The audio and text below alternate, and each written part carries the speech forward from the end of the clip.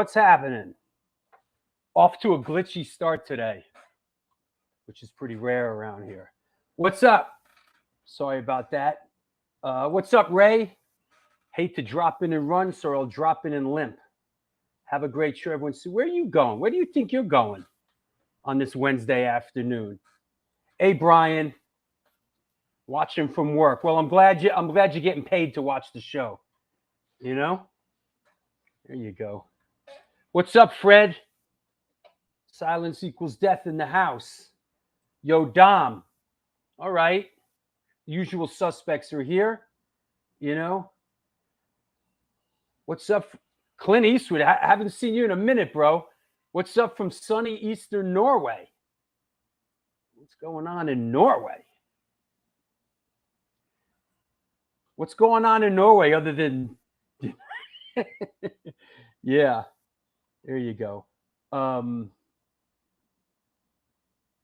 What else? Hey, Victoria, how you doing? I hope you're well. Jamie Hollis, episode 210 is no joke. Rock on, Team Drew. Well, thank you, buddy. I appreciate it. Yo, Enzo. Yo, I got to shout out Enzo right away. Enzo sent me his Dogs of War CD, and thank you, bro. I will be listening to it in the car, which is where I listen to things like this. I have a CD player in the car, so if you send me a CD, I will listen to it in the car. I give everything a listen, you know? So if anybody wants to send me something, you know, watching from the laundromat. All right. Listen, bro, if you look good, I look good, man. You know, keep it clean. Keep it clean and frosty, Justin. You know, best listening is car listening. Yeah, but this is a live video streaming show. You know, what do you mean listening? You got to watch too, don't you? Hey, come on now, Upstate Records. Yeah, these are your artists on here today, Upstate Records. What's happening? How you doing? Let's bring on this guy. What's up? How are you? Hello. Hello. I'm in you got an office now? I'm in the air-conditioned office today. It's nice and cool in here. Bro, we're not paying you to suck up on that air conditioning. Yesterday it was 99 degrees and the air conditioning stopped working. It was ugly. But today's nice. This isn't bad. Well, there's that 1 week, 2 weeks in New York where, you know, the air conditioner's on high with the fan, and you're just like, with the real heat, it was 105 up here yesterday. It was miserable yesterday. It really was. Yep. Trains were all screwy. That's right. I'm rocking the Eternal Struggle shirt, my boys. My boys from Tel Aviv. Some good Heeb. I got some good metal right here. This is, you know what this is? This is Heeb metal. My boys. Yeah. Good. Yeah. What? Sunday's going to be a banger. Are you coming down on Sunday? Oh, of course. Sunday's going to be a blast. Yeah, man. Absolutely. Absolutely. Yeah. All right. You want to do photo of the day? Sure. And I saw you were all hopped up about this show. Oh, absolutely, I was. In fact, I might be going tomorrow too. All right, ladies and gentlemen, what's that? There's a little hint for anybody who might be aware. Yeah, right. Here we go. Photo of the day. Wrong answers only, please. Come on, let's have some. You know what? Let's have some fun with this, you bums. Here we go. Wrong answers only, please. Is it enrage?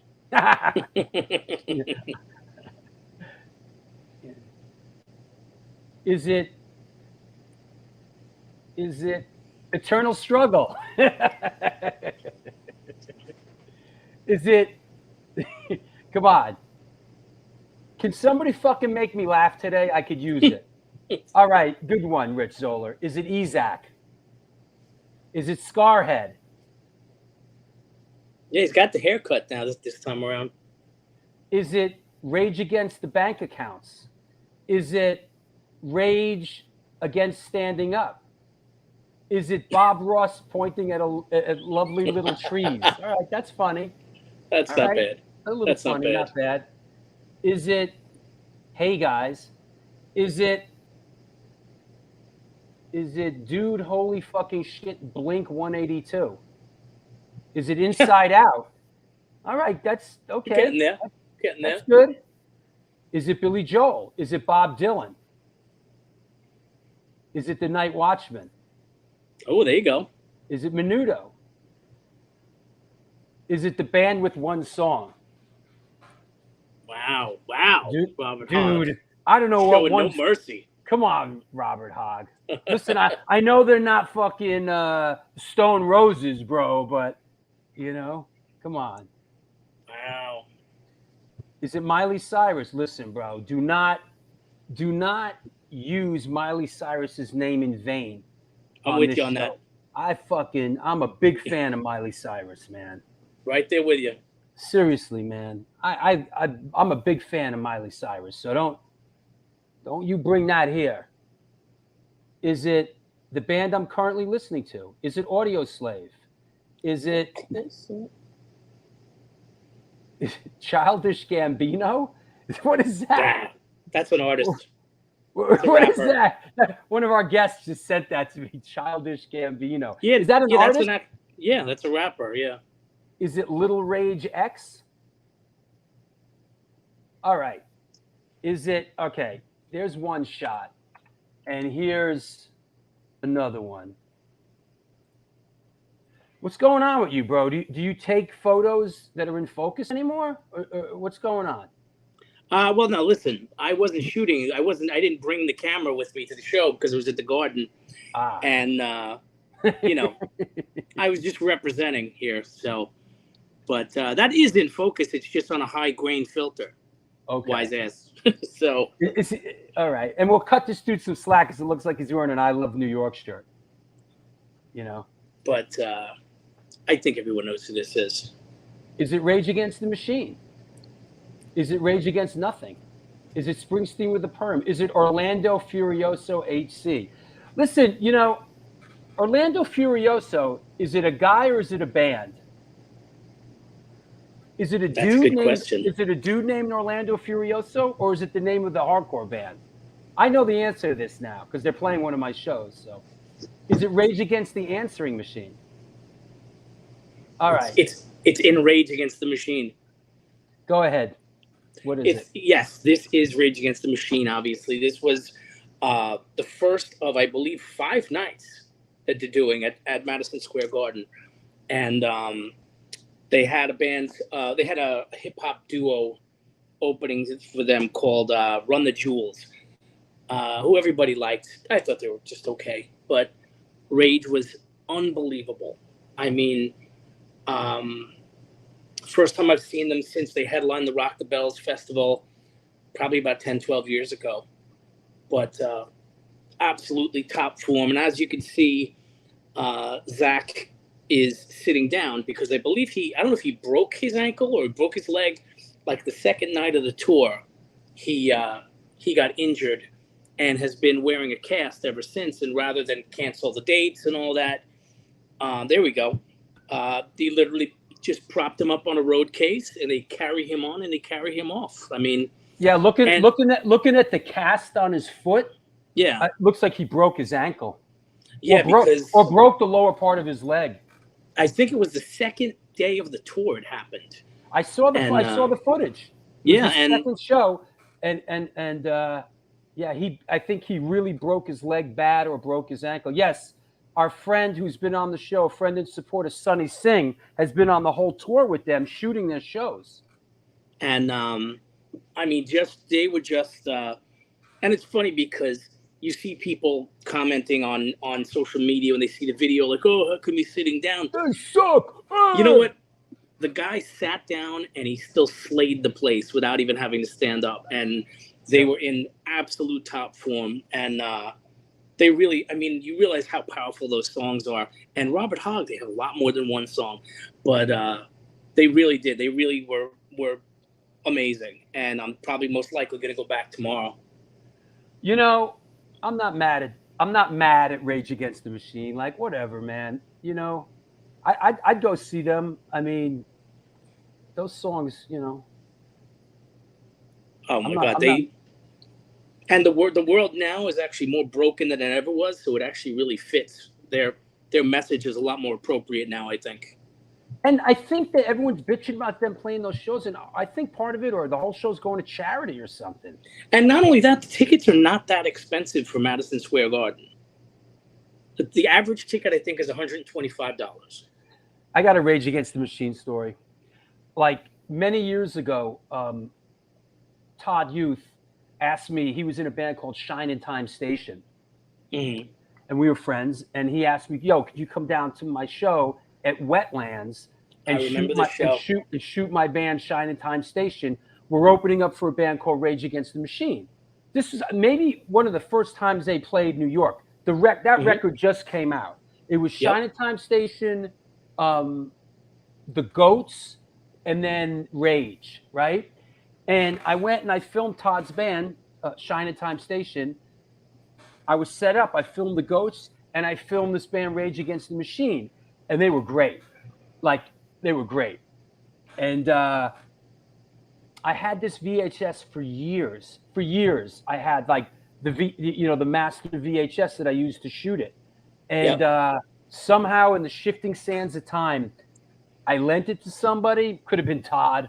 God rest his soul. And I don't know where that VHS is, but I had Rage Against the Machine, the whole set at the Wetlands. It was great. It was really great. Do you know what's funny about that show? I remember getting there late, and we didn't get in, and we ended up going to CB's that night and seeing Fear. Fear played. Let's have a war. They played the same night, so it was like a win-win.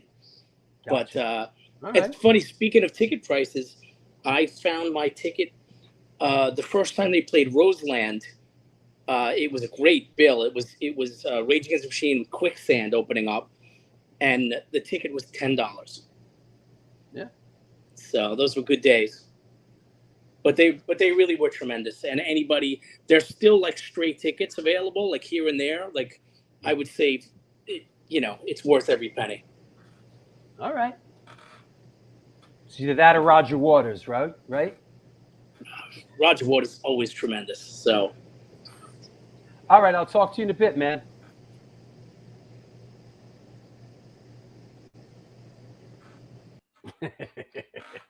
All right, what's happening? This is the New York Hardcore Chronicles Live, and we are sponsored by New York Hardcore Comics, The Organic Grill, the Texas Silver Rush, DTFM Vinyl Distro, 126 Hardcore Clothing, Grunge and Grime Soap Company, DeWolf Publishing, and, believe it or not, since 1992, Generation Records has been a mainstay of the New York metropolitan area music scene. Today, they offer a diverse selection of new and used rock, jazz, indie, hip-hop, punk, hardcore, metal, blues, soundtrack, and reggae LPs, as well as T-shirts, posters, and other merchandise.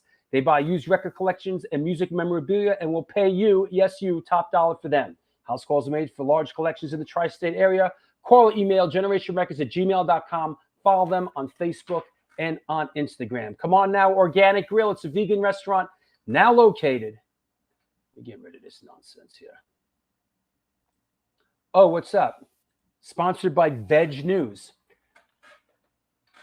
Organic Grill is a vegan restaurant now, as I was saying. Organic Grill is a vegan restaurant now located in the West Village of New York City at 123 3rd Avenue, right next to the Blue Note. Featured in New York Magazine, the New York Times, and Veg News, their dishes have won numerous awards, including Best Goddamn Veggie Burger. They make their own cheeses, sausages, and burger patties, and every dish on the menu could be made gluten-free. This year, they're celebrating their 23rd anniversary, and they're all about having a great time while enjoying amazing, clean food. They have now fully reopened for business and look forward to seeing you. Get in touch with them. Order some great food at www.theorganicgrill.com. Last but not least, the Texas Silver Rush is a jewelry design firm and boutique store located in the birthplace of the Texas country music scene in Fredericksburg, Texas. Yeehaw. They specialize in work with musicians in all music genres to design and create unique one-off pieces, as well as style them for stage, album covers, promo photos, and social media exposure. Their client list includes Rock and Roll Hall of Famers Greg Rolle, Ringo Starr, and of course, the Mighty Agnostic Front. Information and online sales are being taken at their Facebook and Instagram pages, and of course, www.theorganicgrill.com. the TexasSilverRush.com. Just want to mention that, I don't want to mention nothing. How's this sound? I don't give a good goddamn. Let's bring our guests on.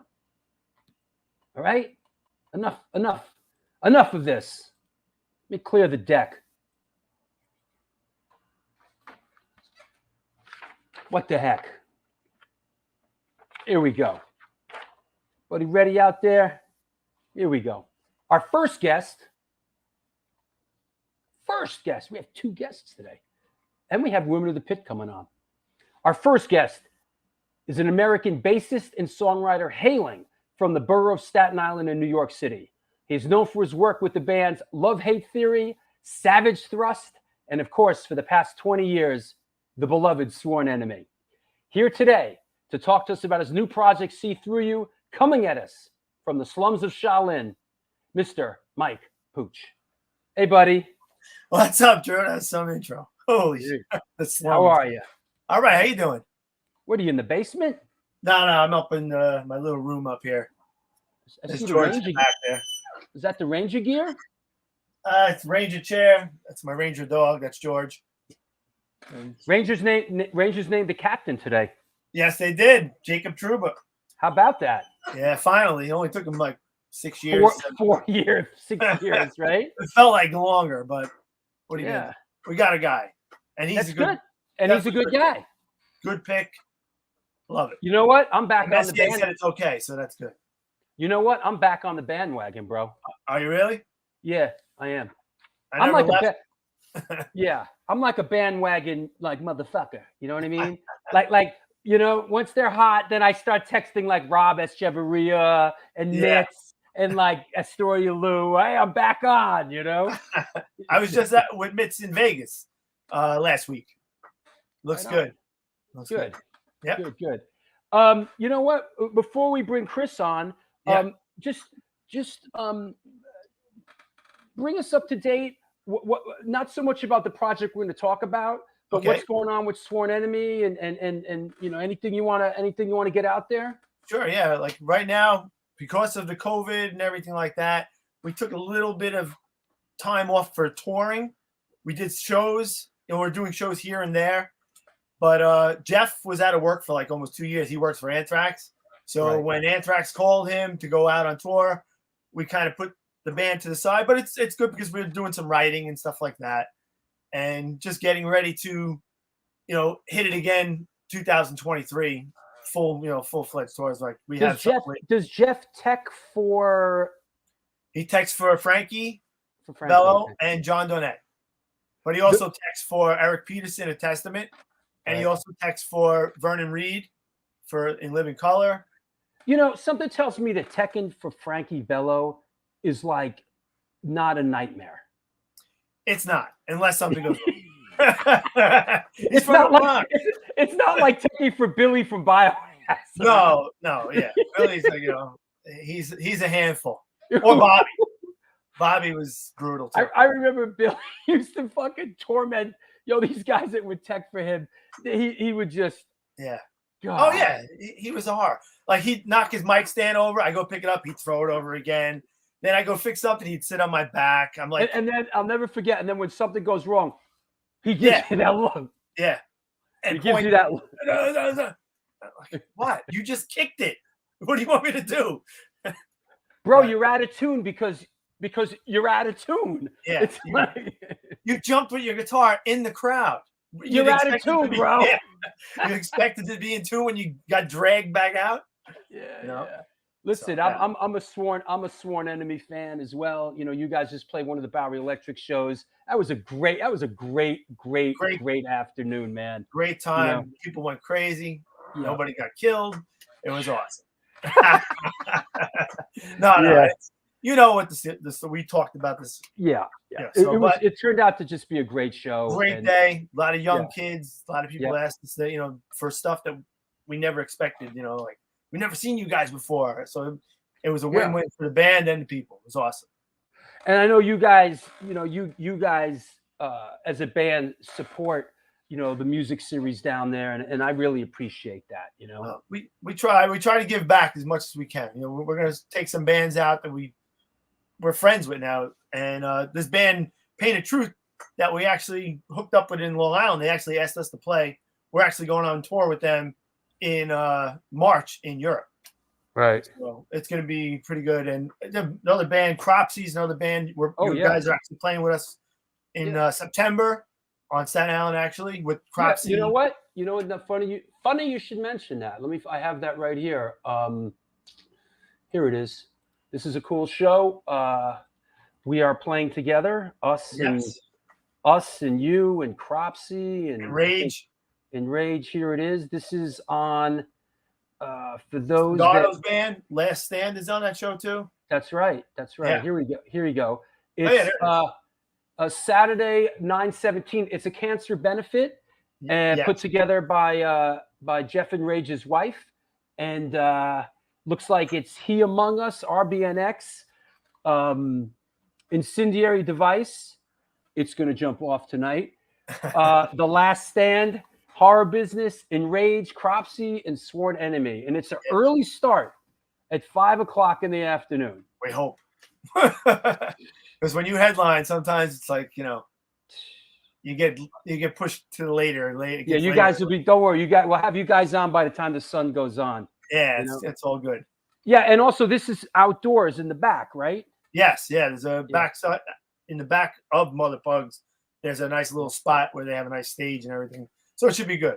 And that's right. Yes, Gina. Thank you, Gina from Women of the Pit. We, Incendiary Device, it's going to jump off tonight. We're playing Friday in Albany, and Cropsy's on the bill. We're playing with Madball. Awesome. Yeah, good dudes. All those guys are good. Love all those guys. They support the scene too. They go everywhere. They're always at shows. They're always turning up everywhere. So that's another band to support. I like those guys a lot, man.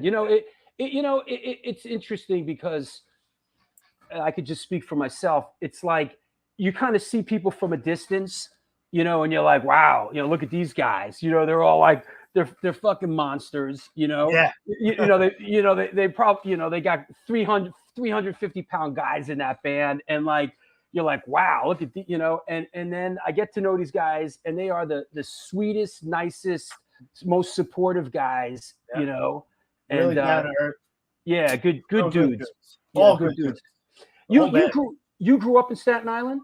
Yes, I did. Right here, South Beach, New York. Anybody like coming up? Who was a big influence? Was there any? Was Staten Island a scene? Were there Staten Island bands? Like who influenced you? Well, I was actually a fan of the band Savage Thrust before I got into the band. I was going to see them at Lemoore and stuff like that. And I ended up meeting Pat, the guitar player, and they told me they needed a bass player. I was only 15 or 16 years old, and I started playing with Thrust. Hold on, I'm looking for my Savage Thrust. You playing bass with Savage Thrust? Yeah. Here's a shot of you ripping it up. And I was at Lemoore. What is that? What is that you're playing? Well, let me guess. Is that a Music Man bass? Nope. That's an Ibanez Roadstar, and I wish I still had it, but I don't know where it went. That thing looks ripped. How do you fucking lose a bass guitar? I lent it to someone, and they were supposed to get it painted, and it just never made it back to me. And that's what to this day it bothers me because I love that bass. Is this at Lemoore's? That's at Lemoore. Yep. Come on now. That was with I think Violence. We played with Violence that night. Yeah. And I love the Savage Thrust promo shot. This is, they don't make them like this anymore, dude. No. I got a Lords of the New Church shirt on. I love it. You got the Lords of the New Church shirt on. Dude has a Rutgers shirt on. Patty, yep. It's great. He never went to high school. He's got a Rutgers shirt on. That's great. Yeah. That's great.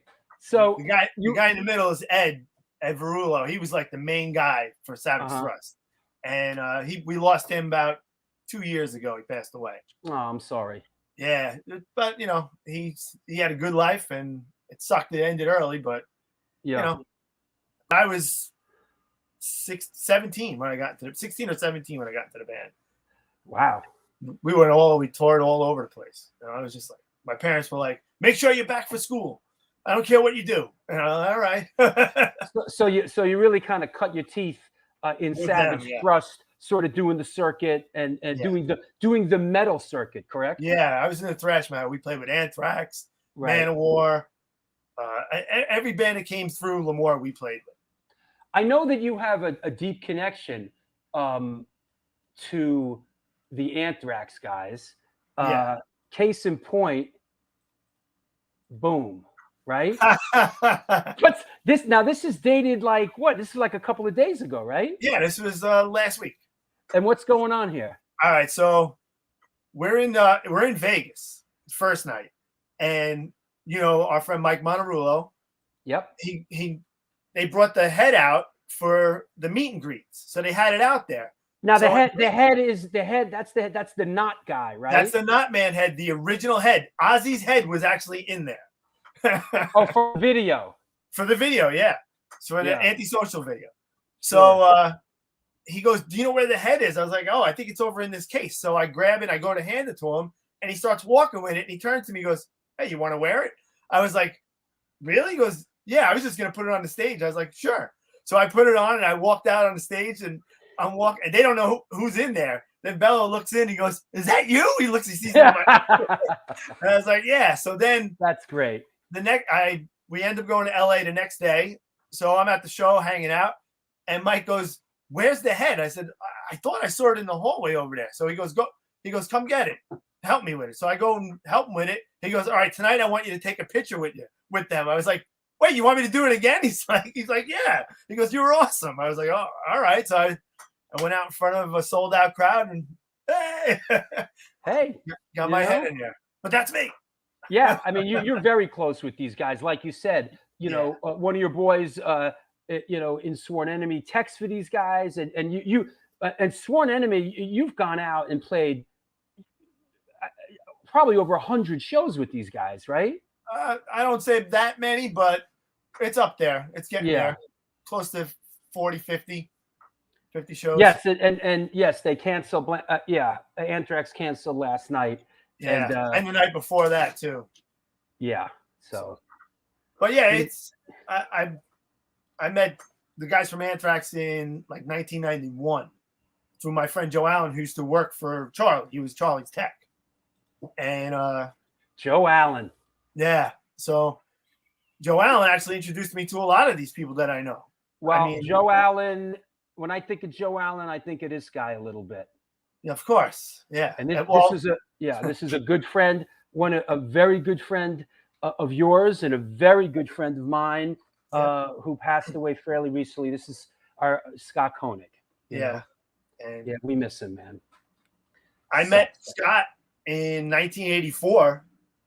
Just random. I used to play hockey with a friend of ours, and he came to the block where he lived, and we just started talking. And then I was at Lemoore, and he introduced me to Joe Allen, and then Scott introduced me to Dominic DeLuca. Oh, that's the connection. Is that Scott Koenig grew up in Staten Island? Yes. And here After you are. Brooklyn, he moved to Staten Island. Here you are playing hockey. Yeah, that's me. I still play hockey, ice hockey, roller hockey still. Yeah. Our team is actually the Brooklyn Project, so. And just before we bring our other guest on, you are partners. I think that's fair to say. Yeah, with, we're 50-50. with our friend Dominic DeLuca, that's right. Formerly of Brooklyn, now of Hollywood, and you that's the Brooklyn Project store in LA, right? That's it. Yep. Me and him are partners since 2010. And I was just there a couple days ago, hanging out with him, and he's as crazy as ever. Yep. And we have a good time, and we do put out some good stuff. Here's one for you. Philip Leeds, me, Dominic DeLuca, and Scott Koenig. Wow. Yep. Where was this? This might have been. This looks like a bowling alley. Oh yeah, it does look like a bowling alley. I don't know, man. We went to Vegas once and got crazy. This might have been when we went to Vegas. Oh, is that the infamous picture? The truck is stopped on the side of the road, and I think Scott's peeing. I think it's that trip. Yeah. Yeah. Oh my God. That's where. Wait, hold on. Let me just. Where is that? This one. This one really touches my heart, man. Here we go. Scott Koenig, rest in peace. I miss you, bro. Yep. Here you go. Bam. Yeah. That's the trip. That's the trip. That's the trip. We went out to Vegas. Oh, I think we went out to Vegas because Sabbath was playing New Year's Eve or some shit or Yes. something like Yep. that. Yep. Right? Yep. That was the one. That was the trip. I think I kind of got dragged on that one. Like, I'm like, fucking really? Black Sabbath? Like, yeah. Yeah, it was Vegas. You have a good time. Yeah. And you're with those guys. It's gonna be crazy. That said, Yes. let's bring on your bandmate in this new project. Okay. Our next guest is a singer-songwriter hailing from the Garden State of New Jersey. He's known for his work with the bands Hammerhead NJ, Nothing is Sacred, Suffer the Living, and Shattered Realm. Also here today to talk to us about his new project, See Through You, coming at us from the Outer Banks of North Carolina. Please welcome Mr. Chris Rafalowich. Hey, bro. Shh, don't tell anybody. Oh, it's secret? Don't tell anybody. How are you, buddy? I'm good. I'm insanely sunburned and I'm on vacation. Are you? But thank you for having me. Yeah, my pleasure. I mean, you live in you're in Jersey, right? Yeah, Union Beach. All right, that's cool. And you were born and raised. You grew up in New Jersey? I grew up in Mattawan, which is like 5 minutes away from Union Beach, which is like the epicenter of a lot of like cool shit that went on musically. Yeah. I remember walking by the grocery store. I forget which grocery store it was. I want to say it was Food Town or Pathmark, and seeing the gigantic floor punch graffiti wall on the back of the thing because they all went to Mattawan High School and whatnot. Is that your daughter? Is that your daughter, Ruby Valentine? That is my daughter. Yeah. Jesus Christ. Yeah, I made them sit out by the pool right now. They're not allowed to go in the ocean without me watching. Yeah, man. Don't let your kids in the ocean without you around, bro. Well, my fiance's with them. She'd never let anything happen to them. But I mean, yeah, man. I'm super paranoid, so I don't want them going in the water anywhere where I'm not invisible. Yeah, man. I got a thing about the ocean, man. Yeah, I haven't gone up past my knees yet. Been here several days. I haven't gone in past my knees. I refuse to go in the ocean. I don't fuck with the ocean, especially down down our ecosystem. You got millions of things in there that can kill you, and thousands of things that actually want to kill you. But sure, go ahead, wade out into the water and take your chances. Get mad when a shark bites you. You're not supposed to be there. Hey, did you grow up in a musical household? Tell us how you came up and how did music come into your life? I have an older brother, Michael, who was in and out of bands basically his whole life. He looked like Puch in those 80s pictures, like with the hair and the denim jackets and all that shit. So I used to go into his closet when I was younger, and I used to steal his records because I didn't know what the hell I was. I had no musical taste when I was a kid. So I remember stealing his Ozzy Osbourne record out of his, with the fucking shit coming out of his mouth. I forget what album it is, but he's with the I was like, oh my God, what is that? My Speak of the Devil, I think that's. It's just jelly. Yeah. Yeah, I remember listening to it. I was like, this doesn't sound like it looks. I'm like, what's going on here? My mother was like, it's okay. It's just jelly. Don't get scared about it. Because I was like fucking like 5 or 6 and I'm playing this record. So, and I remember him, I used to steal his music all the time. He's, he was my influence for music. So. Yeah, I think that happens a lot in family situations. An older brother or an older sister, and you sort of,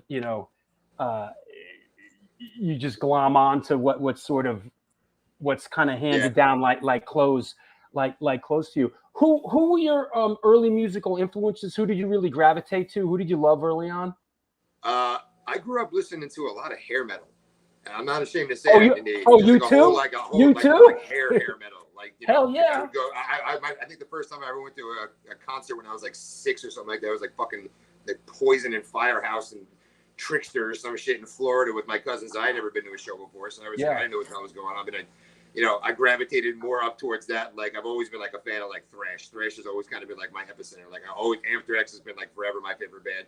I'm kind of like swooning over here, like, oh my God, you're going on tour with Anthrax and you guys are trekking and shit. Oh my God. But not really. But I mean, it's just that was always my old Anthrax, old Sepultura. And Justice for All is still my favorite metal CD of all time. So just hearing all those things, even now when I listen to that stuff, I'm like, wow, this is like way heavier than everything else that's going on. It's just like better written, like more, better music, just conceptions and stuff. I think that Cinderella and Skid Row were from down your way in Jersey, Philadelphia. Yeah, I was in a jail cell with Robin Fuso from Skid Row, and it was probably the day that I stopped liking Skid Row because I was a little bit older at that point. But I remember sitting in the jail cell with this guy, and I'm sitting there sweating, waiting for my father to come pick me up. I'm like, oh my God, I'm gonna fucking get my ass kicked. And this guy's standing across the cell, and the guy's like, hey, aren't you in a band? Aren't you some local rock star? And the guy, he just looked, Robin Fuso just looks at him and goes, international. And at that point, I'm like, yeah. I was like, oh, all of a sudden, I don't like you so much anymore, Bo. Like, that was kind of corny. You're not doing so well. You're in jail in Homedale, and you used to be touring stuff. So settle down a hot minute. Yeah, right. Who, growing up and sort of when you were getting into the heavy stuff, like who was in the scene? I know there was a scene down there. I used to manage Furia 5, around that era. Who was like on your radar screen as far as like New Jersey hardcore and stuff and metal, hardcore metal, thrash, whatever? Number one, absolutely, was Furia 5, because when I was just out of high school, I was in a band with this guy Evan from we knew from high school, and his brothers were actually in a band with Jimmy from Furia 5 called Position of Power. They would come over to the Dara house to practice, and we would be in our band practicing in the basement, and they would come over, and I remember Terrence would just come down the stairs, and Evan would be like, yo, we gotta get out. And just we'd leave, and I just remember seeing photos of Position of Power in like the hallway of that house, and I was like, I just thought that was like the coolest shit in the world. And I was just like, wow, like that was really like larger than life to me. And they were definitely my number one influence as far as like the New Jersey direction of music.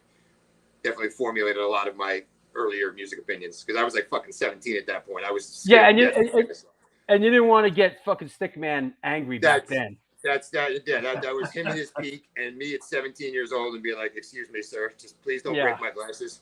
Yeah. Please don't get angry and destroy the state of New Jersey. And don't destroy the state of New Jersey. Yeah, I remember going to the studios when I would hear them practicing in the next room, and I would just be like, wow, that's fucking awesome. And then I would hear the music stop, and then I would just hear him start screaming, and I'd be like, go back in the room, leave, go back in the room.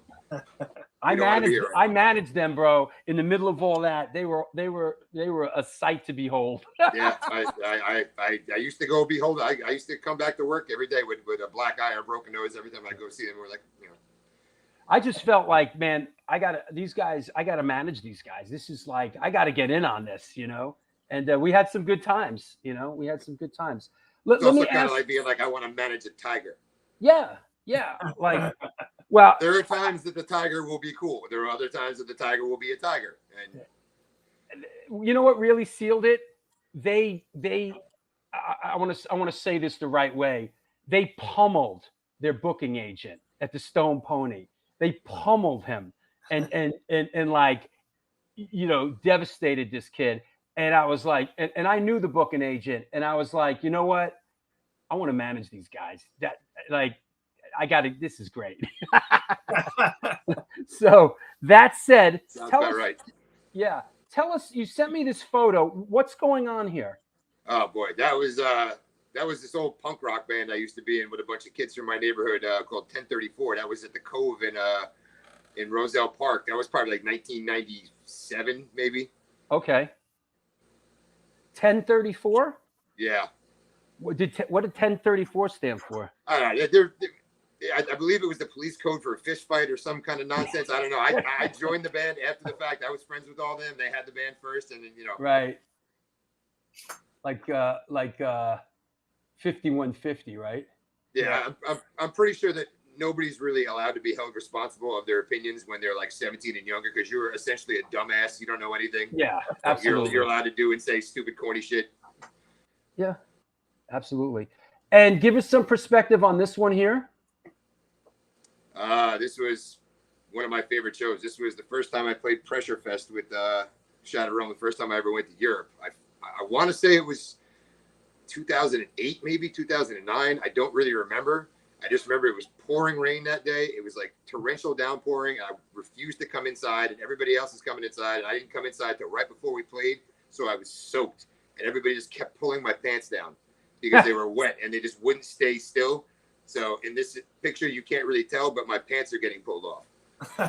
I'm trying to not have them get pulled off, but I just was soaking wet, and we're just getting yanked off. But that show was awesome. That's great. And let me this one apparently is Pennsylvania 2012, and this is Shattered Realm 2012 Pennsylvania. I guess so, because I see the kid in the back who's praying to the god of Shattered Realm. This was one of the one-off shows. Like, I actually haven't been in Shattered Realm since like. Yeah, I wanted to ask you. It was sort of it was winding down at this point, and you left Shattered Realm, correct? Well, I mean, it was actually building up. Like, I left Shattered Realm, and Shattered Realm was getting like peaking, because I have a job that I was working at the time, and my parents had just left the state. I really didn't have anywhere to live. I was staying with friends and whatnot, and staying with Al, the drummer of Shattered Realm, and we had started playing a bunch of shows. We were playing all over the place. We were playing, we've gone to California, we've gone to Florida, we've got all these little like 2-week tours and whatnot, and they wanted to do, hey, we need to, we want to go to Europe for a month. We want to go to another U.S. tour for 2 weeks or 3 weeks, something like that. And I'm like, I can't. I was like, I can't do it. Like, I'm not going to sacrifice, the good job that I just happened to luck into to do this shit and lose money probably. It's like, I can't do it. So, I mean, I made the responsible choice, of course. And of course, they go and play and have a great time and have fucking a whole bunch of Europe tours after that and do whatever they do. But, I don't regret it, because I have a really good job, and I've been there for a long time, and I have a lot of shit for it. And I have, my family has nice stuff, and we're on vacation in the Outer Banks right now, so I don't really regret it one goddamn bit. Well, it was a family. It was a provide for your family. I know you have a couple of daughters, and it's And I have a daughter and 2 sons. Yeah. What? Okay. But I mean, even at that point, when I quit Shattered Realm, I didn't have a family. It was 2003. I didn't even have a family, but I had to, I didn't want to be I didn't finish college. I dropped out of college before I finished. I didn't really have any kind of career path or whatnot. And I just lucked into working at UPS and just literally ground my way up there from the bottom up. And now I have a decent life because of it. And I don't regret it one goddamn bit. I mean, I don't regret being able to tour and go do all this shit. I did it for a couple of weeks. It wasn't that, Yeah, no, absolutely. And listen, I know a couple guys that grinded it out at FedEx and UPS and working at the hospital and this and that. And God bless, man. Your family's important, and you got those benefits, right? And you are you kidding me? The benefits. I fucking broke my knee a couple of years ago. I'd have been fucking thousands and thousands of dollars in debt if I didn't have great insurance. Yeah. And like kudos to everybody that can actually do it. That can actually like have a family and like have a good life and have it whatever, and actually go and tour and do music, all that shit. God bless you. I wish I could. I'm jealous, but you know what? If I have to choose one or the other, I'm absolutely choosing my family. And Yeah. Because what do I know? I don't fucking know shit. I lucked into a good job. I don't, I'm not the most intelligent person in the fucking world. I have to make sure that I, keep stability for everybody. Yeah, Paulie Porkchop says that's exactly why Zetro quit Exodus the first time. Yeah, that's it. Life gets in the way. Yeah, and things go around and around too, man. Yeah. It's just like things go around and around. Here we are now talking about this new project. Your kids are growing up a little bit. You might you take off 2 weeks and go tour, whatever. I mean, things go round and around, man. That's all I really want to. That's all I want to do is play a couple of shows here and there, man. I'm too old to be fucking like touring and like I'm saying I'm too fucking old. Everybody's fucking probably older than me in the fucking band except for Jeff, I think. But anyway, Hey, Jeff's a baby. Jeff's the still, young. I'm 21 years. Old Joe 21 years in a warehouse. My body's broken. Well, let's segue into this, Puch. Yeah. Give us a little perspective on See Through You, which is your new project, and how did this come to be? What were the what was the impetus, as we say, for this project to be set into motion? Okay, yeah. Joe hit me up, and Joe Kinney from England. He says, "Hey, I got a bunch of songs." Now, this is Joe Kinney from First Blood and Pay No Respect, right? That's right. Correct. Yeah. Joe was the singer, actually, of pay no Right. respect. And we met Joe. Well, I met Joe for the first time. I think it was 2015. We were in Europe, and he just hung out on the bus with us, and he did the whole tour, just hanging out with us the whole time. And he's solid dude, real good guy. So anytime we go to Europe, he always comes with us, hangs out, whatever. And a couple times, he texts for us and stuff like that. But he's just one of those guys. So I got a phone call from him saying that he goes, I got these songs, and I don't know how to say the kid's name. It's Chris Kovac. Kovac. He said, I want you to play bass on this Mask Up CD. We're gonna do it during the COVID. I was all right. So Joe sent me all the tracks and everything, and I was like, wow, these songs are pretty heavy. Mm-hmm. I like it, because I wasn't gonna do it if it wasn't heavy, just because I just didn't want to do it. I have my own band, I don't want to be in less heavy than what I have. And this is was the pandemic started yet? Oh yeah, it already was in full bloom. Nobody was doing anything. So nobody was doing. Everybody was grounded, including myself, which ended up how this show started. But that's a whole nother story. But we were all basically grounded. Yes, and he wanted to call it Masked Up because of the pandemic. Everybody's wearing a mask, and I was like, all right. So he started getting some artwork together, and when I put the bass lines on it, I think Stickman sang the first song, and I was just like, wow, this has something to it. It has something in there. Mm-hmm. And then Chris, that's the logo. And the other Chris kind of like disappeared for a while, kept telling us he was going to go into the studio, but like just like anything else, life gets in the way, family, stuff like that. Sure. It just didn't happen. So this Chris, he sang on one of the songs, mm-hmm. and then he just kind of took over. And I was getting these songs back with Chris's vocals on it, and I'm just going, holy shit, this is heavy as fuck. This is really good. He killed it. Chris killed it. Who else rounds out the band, Puch? Okay, you got Brandon Voorhees from Nebraska. He was in Marauder. Yeah. Graveyard Smash, right? Graveyard Smash, yeah. Yep. And Jeff Facci from Full Blown Chaos, Concrete Ties. Right. Brick by Brick, Sworn Enemy. He plays in every band. Yeah. So and when he put his real drums on it, because Joe had like little computer drums on it. Yeah. Right. And then when those drums came on and Chris's vocals came on, I was like, wow. And then they started mixing it. What's his name? Was that Len Carmichael? Len got a hold of it. Then Scott Gross. Yes. And it just was unbelievable. It's the product that we have now. It's heavy as fuck, man. Chris, how did you come into the project? I've actually known Chris Kovac for like 30 years, probably close to it, or wherever he was around my neighborhood coming up. He was a scene kid and whatnot. So He reached out to me and told me that he had like the whole project going on. And he asked me, he's like, do you want to sing on one of the songs? I'm going to have a whole bunch of people sing on the songs and whatnot. I said, all right, like this sounds like a good idea, whatever. And then I actually heard the song and I was like, wow, okay. And he let me pick what song I could pick. So I picked, which would I be on. So I picked the one song, which wound up being that song, Rage Against the Dying of the Light. Mm-hmm. And I was like, all right, I'm going to do my part for this and then I'll get back to you. So I did my part for it and I sent it back to him and he was supposed to do something with it. And same thing. Life kind of got in the way. He just never got into the studio. And I was like, bro, do you want me to just write this for you and I'll just talk the vocals and then you can do it on your own time and just, know exactly what to do. So I actually wound up writing the whole song. He went and did the vocals on it. That song actually got released. And then after that, it just, kind of never went anywhere and it kind of just got quiet. So I'm just, I listen to music all day long when I'm driving to work and all that stuff. Mm-hmm. It's like a 45-minute drive. And I have this Dropbox folder full of these 8 or 9 songs that I've had for, going on a year and they're fucking awesome. So I started just messaging Joe Kenny and messaging Chris Kovac. I'm like, hey, are you guys still doing this? Like, what's going on with this? You guys still doing this project and shit? And, Joe was kind of like, hey, I don't know. I don't really know what's going on. And then Chris eventually answered me. He was like, hey, listen, I can't do it. Like, it's really just, I really don't have the time for it. He's like, if you want to do it, you can do it. And I was like, hey, guys, you guys mind if I do this? That's awesome. You're like, I feel like everybody kind of just like felt like it was going to be just like a yeah.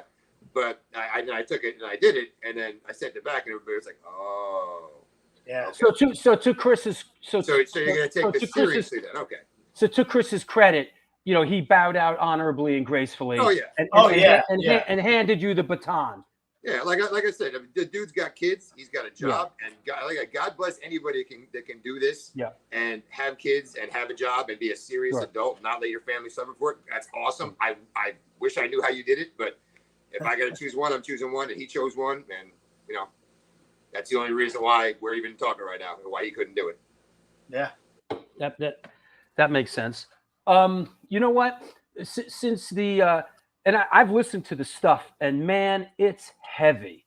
I mean, even Puch, you said it's heavy. It's heavy. It's fucking heavy. Let me just do this little taste because some of them might have missed it in the beginning. Here we go.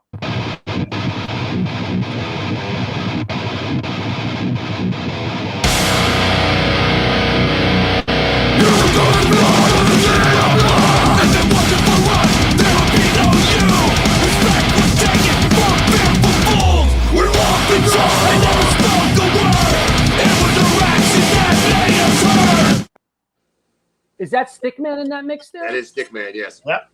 Yeah.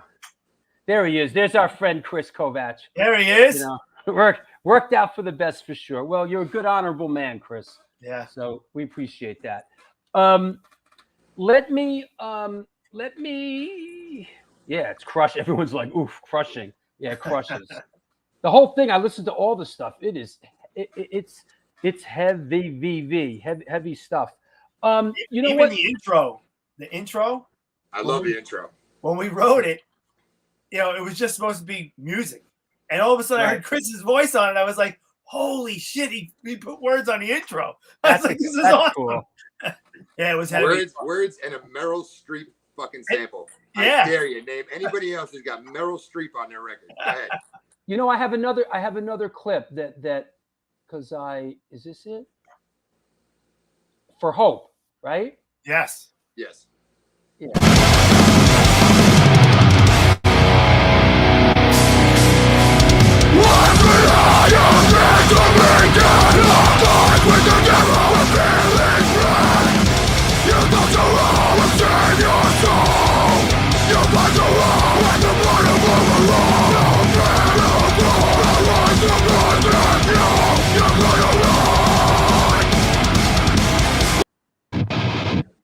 Yeah, it's heavy, man. Brutal. How do you do that, Puch? Everybody sends the tracks through back and forth, and everybody. I mean, Actually, it's kind of a nice way. It's kind of a nice way to do it, right? You know, there's no stress. You could do it. There's nobody like. Yeah. There was no pressure. I went to my guitar player's house, Jeff's house, and I said, "I got these songs." I said, "Let's go. Press play. Let's record." And I just ripped through them.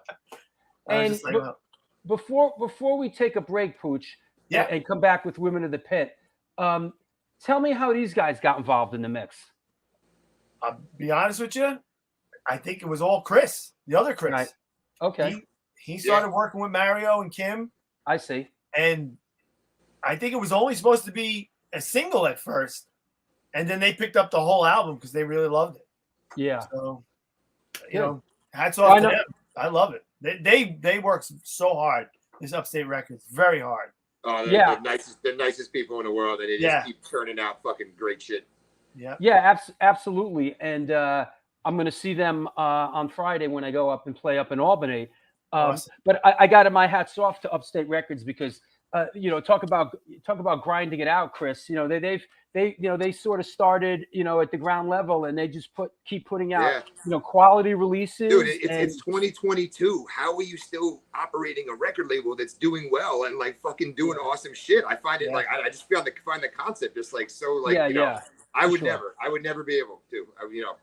Yeah. Well, I think what you have. Awesome, I think at what you have, and there's Liam from the label who reached out to me regarding you guys. And I think what you have in that case are people that are like really passionate about the genre and really fucking love it.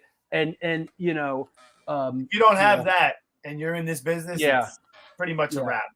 Might as well I think this is Mario here. much love and respect to Chris Koach for making it happen. Yeah, Chris was he started this all off. He's the one who contacted me, so I wouldn't even be here right now. Yeah, that's cool. Let me get rid of this. Let me take a break, sponsor break, and give you guys a couple minutes, and we'll come back and let's do this Women of the Pit segment together. They're gonna introduce us to some heavy music, which I think you know some of these people, Mike. Yeah. And then we'll reconvene and let's talk about a little bit about the plans you guys have for the future. Okay. All right, sounds good. I'll be back in a couple. You'll be back in a couple. All right. Well, there you go. Moving and grooving, bobbing and weaving. This is the New York Hardcore Chronicles Live, and we are sponsored by The Organic Grill, the Texas Silver Rush DTFM Vinyl Distro, Generation Records, 126 Hardcore Clothing, Grunge and Grind. You hear that fire engine out there? I hope my building's not burning. Hold on a second. See what's going on.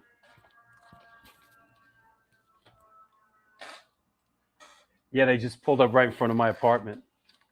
Grunge and Grind Soap Company, DeWolf Publishing, and New York Hardcore Comics opened back in 2013 when lifelong friends Debo DePro and Lee Fairley combined their collections and obsessions for comic books, punk rock, toys and statues, Magic the Gathering, and all things horror. Happy birthday, Debo DePro.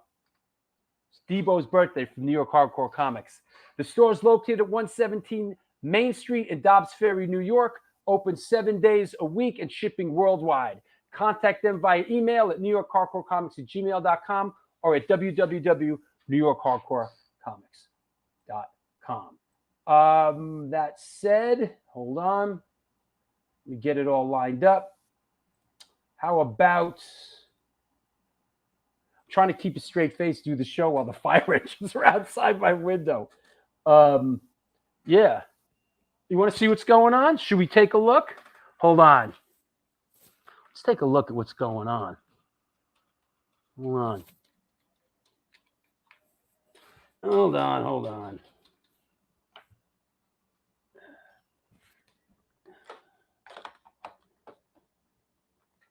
All right, here we go, kids. All right.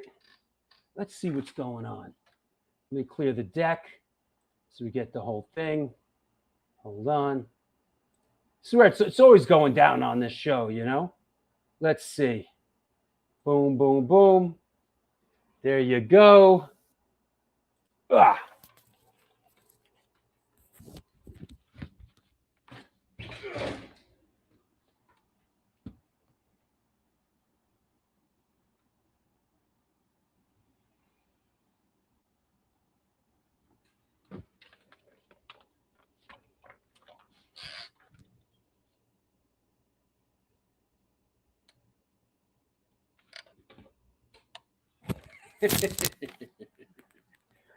Well, I think it's the building next door. All right. Hey, listen. If something should happen, yeah, I set the place on fire with that song, right? Absolutely. You know, we didn't start the fire. All right, whatever, you know. It's funny because me and my gal were just talking about we should get one of those escape ladders in case there's a fire here, you know. Shit, I'm on the 4th floor. Anyway, how about DTFM Vinyl Distro? It's a record store that specializes in underground music, punk, ska, hardcore, metal, and more. Located in the heart of Fargo, North Dakota's industrial district. Shop in person or online at www.dtfmvinyldistro.com, where the motto is death to false metal. That said, I want to mention a couple of the upcoming shows. This is a lot of them. I don't know if we're going to get through all these, but we'll go pretty fast. Coming up, how about this for a brick of shows? Wednesday, August 17th, the next show. That's a week from today. Eric Goat Arcee will be on the show. Of course, Murphy's Law, Maximum Penalty, The Misfits. Sunday, August 21st, Joseph D'Onofrio. He was Henry in Goodfellas, He was in A Bronx Tale. He's an old school graffiti artist, and he's a comedian. This is going to be a good one. Jerry A. from Poison Idea, Sunday, August 28th. Wednesday, August 31st, Angelo Moore and Aaron Collins from Butterbrain. Angelo Moore, of course, from Fishbone, and also Jeff Pliskin from Raised Fist Propaganda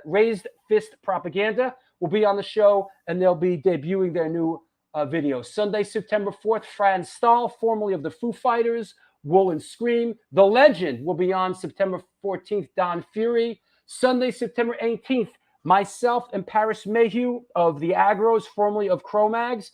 We're doing a music video retrospective of all the work that we did. We did 20 projects together, including 5 Biohazard videos, Typo Negative, and all that. Here's one that was just announced the other day. Sunday, September 25th, Steve Whale from The Business will be on, and then Yana Chipenko will be on September 25th. So there's a lot of stuff coming up on the show. We're booked for like the next couple of months, and so that's all good. He was a young Tommy. What did I say? Yeah, he was a young Tommy. When he says, hey, Hendry, right? This has been a good listen. Listen, man. How about, who's excited about Sunday, Reverend Nikki Bullets, huh? Is the cat out of the bag yet? You know? I know, right? It's just, you know what it is? I'll tell you what it is before we get going here. I live next to a assisted living facility. They bought the building next, and so anytime someone calls 911 next door, the fire engines show up as well. So it's like a package deal. Fire engines show up here a lot. That said, let's bring our friends on from Women of the Pit. Let's bring on the lovely Lori Dawn and Gina as well. What's up? Hello. Hey, Drew. How you doing? Is that a diet and exercise shirt you're wearing?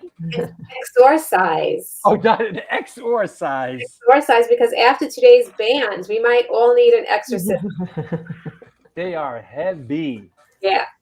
Yeah. Hey, we're coming up to Salem soon. Awesome. Yeah, maybe we'll catch up with you. Definitely. I've been waiting for you guys to come up. It's right up Rochelle's alley there. Yeah, she's excited. She wants to see the Bewitched statue and oh yeah, that's my favorite. This and that. Are you guys? Am I hearing this correctly? That you guys are coming up to Albany on Friday for this? We are. It's going to be a fun weekend. We have you guys on Friday. We have Flora's show on Saturday, and then our show at the Bowery Electric on Sunday. Right. So this Friday, we, Incendiary Device, it's going to jump off tonight. Death Before Dishonor, Madball, Wrong Move, Downswing, and of course, the star of the bill, Cropsy. I'm not sure why they have them playing first when they should be playing last. I guess. I don't know what's going on with Mike Valente up there. I think he's just putting like the headlining band on first for some crazy reason. But maybe he's trying to get everybody to pack it in early. Yeah. Don't be late. And then we, as in Women of the Pit and the New York Hardcore Chronicles, we are co-producing this show together this Sunday at the Bowery Electric. And it's free. It's all ages. Bring your wife and kids, and we're excited about this, right? Yeah, very. It's going to be a great, great show. We're all hyped for it. It's like we're going on tour. We're going to be in Albany. We're going to be in Brooklyn. Yeah. Who's on this? RBNX. It's upstairs and downstairs for those that are wondering. Yeah. And we stagger the bands, so no bands play on top of each other. One band, as soon as one band finishes playing upstairs, the next band starts downstairs. Yeah. So it's a lot of everyone is on the guest list. Yeah, because it's free, right? Yep. Everyone's on the guest list. And Scott Earth from Silence Equals Death is psyched. Yay. Yay, Scott. That's what we were hoping for. Yeah, everyone is on the guest list. Yeah. So, yeah. Rowan says hi, ladies. Okay, Daisha, thank you. Aww. All right. And yeah, Leeway, I talked Eddie Sutton and Rage, the Pride of Staten Island, the Car Bomb Parade with a special surprise. A special surprise. Damn your what eyes. could that be? Yeah. Yeah. Oh, wow. Could be Whitney anything. Crawford. Whitney Crawford, we haven't seen you in the dog's age. Wow, nice to see you. We sure miss your sense of humor around here, Whitney. Yeah. So who sings for the car bomb nowadays? I don't know. I guess you have to come and find out. Show up on Sunday. Woo! You know, I'll give you a clue. It ain't me. Not me. No. Hey, what's up, Sal Marino? How are you, buddy? You gonna come down? Bring your kid, man. Your kid likes coming to our scrappy hardcore shows, right? Yeah, he is fun over there. Everyone brings their kids now. Like, this is my daughter. It's her first hardcore show. I love that. I think that's great. Yeah, It's all man. ages, so why not? Absolutely. Okay, so let's do this. Okay. Let me dig up Load it up. the band that you got. Should we play a clip or should we show the band? Let's show the band first, and we'll Show bring our guests on as well. Okay. But let's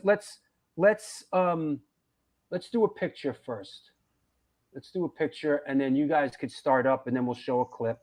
So what have we here? Go ahead. So what we have here today, in keeping with the face melting theme of the day, we decided to find a band. They're a death metal band from Brazil called Crypta, and they're a fairly new band, but they're not new to the scene. They have a couple of members that used to play in Nervosa, and they're on Napalm Records, and they are hard. They play hard. They've been touring. They just came back from a European tour. They played Rockin'. I don't even know how to say that one. How do you say that? Is that what this photo is? I think you guys sent me this photo. Is this a walk-in photo? Whackin'? Yeah. Whackin'. I don't know how to say. Yeah, that was just from the other day. They were out over there. Yo, you know something? I got to give it up. They get some love here because look at the Brazilian flags behind. They got some Brazilian flags going. That's cool. Yeah, they're huge. And probably a lot of people listening might already know of them. But if you don't know, now you know. Yeah. Let me. That lady can sing. They can all play. These women are amazing. The musicianship in this band is incredible. Let's check out this clip. Just listen.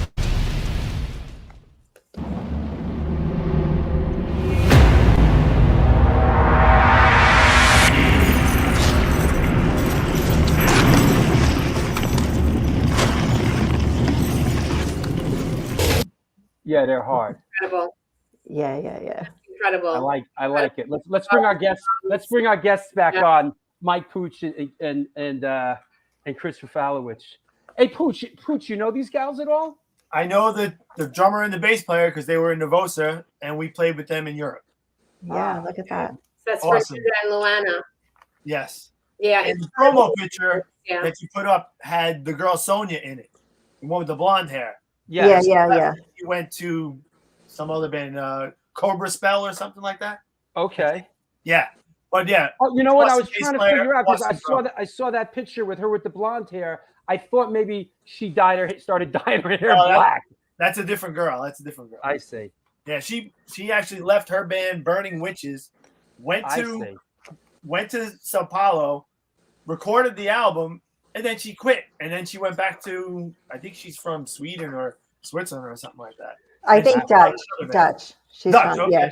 Because they say they're Brazilian Dutch band. So That's the Brazilian Dutch connection. And I love that photo there. I didn't realize she played with her fingers. That's cool.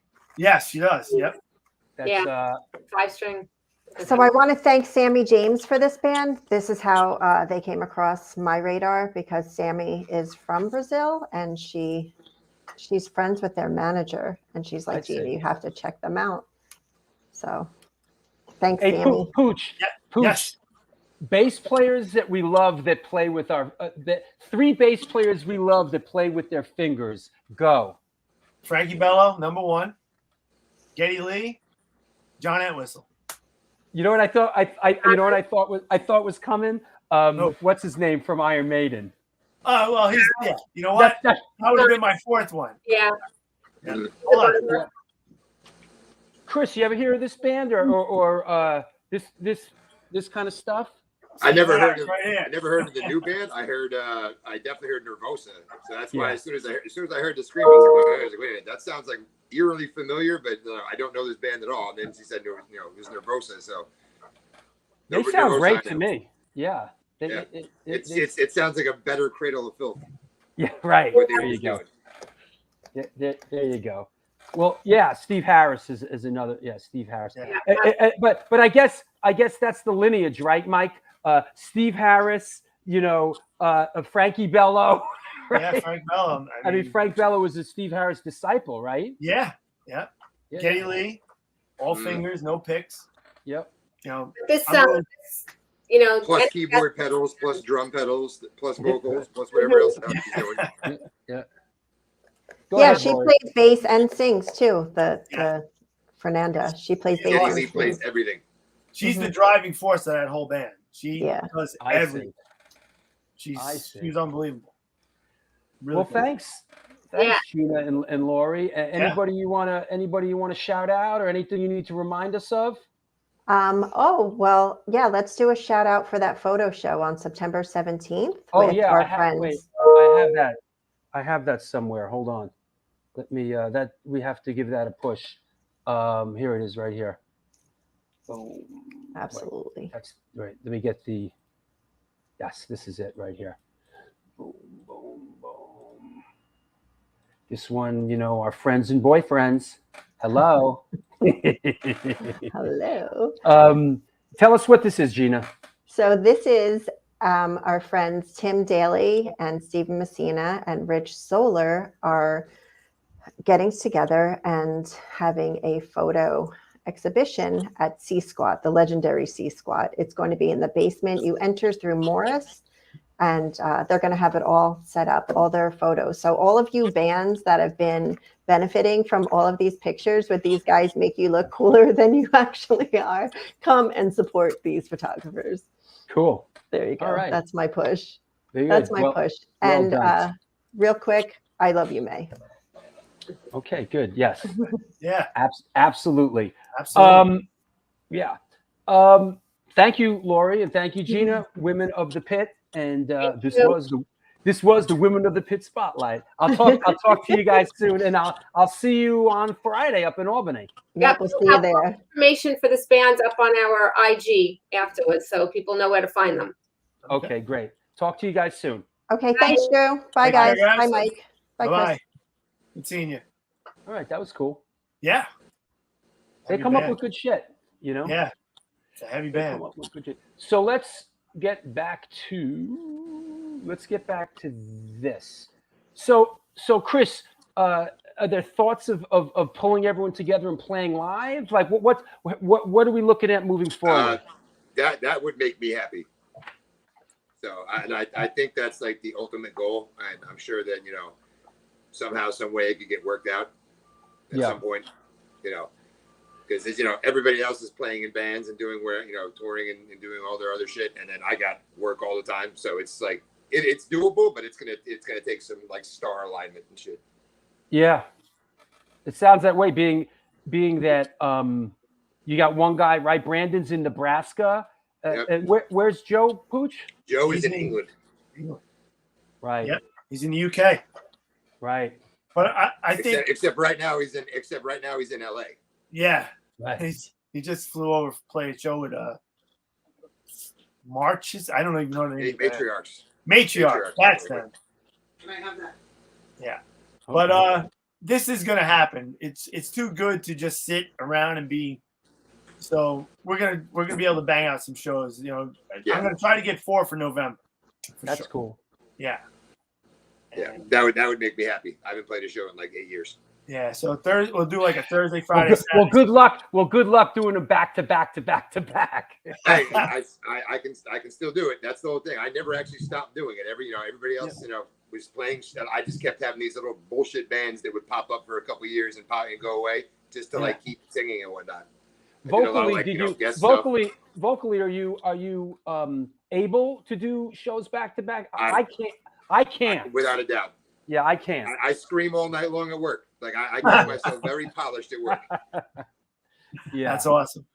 That's good. Some of you guys can do it, man. Like, you know, like a guy like Lou Kohler, like, blows my mind from Sick of It All. How he's out there doing that, you know, night after night. It's like, holy shit, man. Yeah, I think after probably 4 nights, I'm probably gonna have to like not talk for a week after that. But I mean, I'm sure I can get through 4 nights. Yeah, yeah. Sal, our singer Sal, he goes straight through. We do like 20 shows in a row, no problem. Yeah. Flying in, play all the way 20 shows, and then fly home.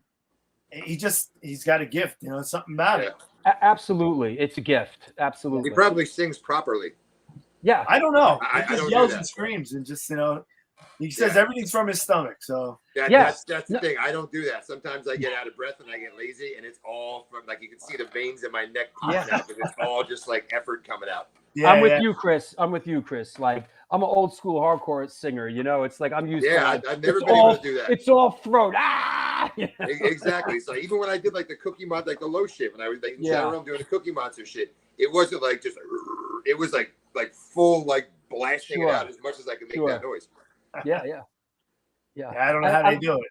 I like this shot here of you and Sal Enemy. Sal Enemy. That was with Judas Priest in Orlando. Is that right? Yeah, we played with Judas Priest the War Orlando show. Who else was on that? Was that Judas Priest and El Nino? Oh, right. Our friends from LA, Cutthroat, they came and played. Those are your label mates, I think. I with this. No, no, I think they're on Upstate Records. Are they really? I didn't know that. I could be wrong. Yeah. Who else played it? Sabaton played. Nice. There was a bunch of bands. It was really Entombed, I think, played. It was Tommy Vex played. Oh wow! What's Tommy Vex doing? Is that the Snot thing? No, he was doing his band, Tommy Vex. You know, he was doing the band he had with Doc. What was the name? Bad Wolves. Bad Wolves. He was playing songs from that after he was already thrown out of the band. I see. Yeah. Reverend Nicky Bullet says I got him into the ginger candies. Works like a charm. I'm a ginger eating machine when it comes to having to do gigs now. I've gotten better, man. I've gotten better. You sounded good the night we played. Yeah. You sounded real good. Yeah. Listen, I could do one night. I could do one show and come off like a superstar. You know what I find? Yeah, but you run around all day on those shows. That's no what joke. it is. You know? That's what I was getting at. And Chris, I'm sure you can relate, is that it's the other shit that burns me out as a singer. It's the lack of sleep. It's the stress. It's the stress, and it's the bad diet. That stuff fucks me up. If I don't eat, if I go to practice and I don't eat before, I suck completely. Everything is that I don't sleep very well as it is. I work overnights, so I fucking get like 6 hours of sleep is a lot for me. I wake up like, oh wow, shit, it's noon. I gotta get up. Right. So I smoke. I don't eat very well. I also don't give a shit. So I mean, you're not gonna live forever, no matter what you do. So what the fucking. You know, at this point, you know, I'm like a early morning person. I'm up at 5 a.m. Right? I sleep from 10 to 5. Right? I miss that. Yeah. So that's just the way my life is set up now. Right? Just from what I do as a filmmaker and just the whole shit, you know, and with the show. But I was saying to my gal the other day, you know, I really wish that like we could do a show and I could go on stage at 10 a.m. Like I would be great. Oh, yeah. I would be great if I could go on stage at 10 a.m. It's crazy. The show that we played for you in Manhattan. Yeah. We played the show. You know, I got there a little early, like 12, 11:30, 12 o'clock, whatever. Right. But I was home at 8:15. And I'm sitting on the back deck with my wife. She's making she's making food. I'm going, this was the greatest show ever. I played a show and I'm home by 8:15. This is It's all we do now, bro. It's it was awesome. We have a joke in my band. We only play matinees. You know? But I didn't know what to do with myself. I'm usually like, dragging in the door by 1:30, 2 o'clock. I was like, whatever. see, It was people quarter are, after 8. The people sun are, wasn't still up. people are responding. I wonder. Yes, hooray for the matinees. I wonder if we did a show real early in the morning, how many people would actually show up? You know? Yeah. Early in the day and in like the fall, Yeah. Right. not Oh. the summer. Right. Not the goddamn summer where it's 90 degrees at 8 o'clock in the morning. Yeah. Hey, our resident graffiti historian, RS70, UGHC. Much respects to everyone that worked the UPS graveyard shift. Oh my God. Jesus Christ. You ain't lying. Yeah. Is the I UPS go to graveyard work at shift, 6. is that just sorting shit out all night long? You're just sorting no. shit? No? Not really. No, I have to supervise. I supervise like 60, 70 people that are I see. unloading trailers and like I sorting shit and moving, I see. over couches and all sorts of other shit. Yep. And my building is automated, so shit is constantly breaking and people are constantly not showing up to work, and it's a wild time. Anybody that's ever worked for UPS will tell you that it's a wild place to work. It's not a very good place to work. Yeah. It's like, you hear UPS or FedEx, it's like, it's not for everyone. No. I like the band photos of you guys, but I especially like I like the group photo of you guys where like you guys are like cut and pasted together, because knowing obviously that you guys have never been in the same room yet, right? Nope. Right, here you go. There you go. It looks like they just pasted your heads on bodies. Well, you should have seen it before that, because the problem was I've actually known Jeff for like 20 something years. So when they put the photo together originally, I saw everybody was the same height. I saw me and Jeff were the same height. I'm like, wait a minute, something's not right about this photo. I'm like, I know you're like 8 inches 6'2", taller right? than Jeff. You're like 6'2", 6'3". I'm 6'5", and I was like the same height as everybody. Oh my God. Yeah, That is I'm funny, 5'7", so That's what I mean. I'm like, why am I the same height as everybody? Yeah, wait, here's probably the first time ever. what did they say? What did they say? I'm like, Jeff, what's going on, man? Why am I the same height as you? What do they say, Puch? Go take a picture in front of a white background for us. Yeah, it actually was green. I was downstairs in my house. I just told my see. wife, take a picture of me quick. Right. They need a picture. Yep. I couldn't even do that. Yeah. I had to hide in the fucking electrical closet in my job in the second floor office with my camera propped up against the fucking the fuse box and like stand up. That's the only white wall I could find. There's not a single white wall in my house. There's no white walls anywhere else at my job. I had a light green wall. I said, well, this is what we got. Yep. Let me take a picture. Every wall in my house is a different color. It's a different Caribbean color. My girl loves that shit. Question: is that Jeff, the drummer that just played with Brick by Brick at the Bowery? Yes, it is. Yes. Boy, this guy, boy, he does it, huh? Yeah, he's playing with us in the end of August in Massachusetts. Right. Yes, That's Jeff from Full Blown Chaos. Yes, sir. Yeah. And Concrete Ties, right? Yeah, Concrete Ties, Brick by Brick, Sworn Enemy. You name him. He's just that guy. He's awesome. Why, Fred? If you need him, he's available. Fred's drummer is real good. The guy from Fred got enough of his own problems, because I just saw that the guitar player said that he's moving to another part of the country. Well, that's no big deal. We're doing it. We got a guy in the UK. Yeah. He's everywhere. Apparently, plane tickets are not that expensive these days. Yeah. Mario says kegs and eggs. I'm not sure what he's referring to. Kegs and eggs. What's kegs and eggs, Mario? I don't know. Yeah. Oh, breakfast, breakfast matinees and stuff. Oh, breakfast matinees. There you go. Oh. I got it. I don't even drink. I got it. That's great. Hey, what was I mean, we sort of ran the gamut a little bit, so let's just kick the ball around a little bit, and we'll take a break and we'll get some questions. But what was the first heavy and hard show that you saw, Chris? Oh shit! I want to say maybe when I was 16 or something like that. I went to go see.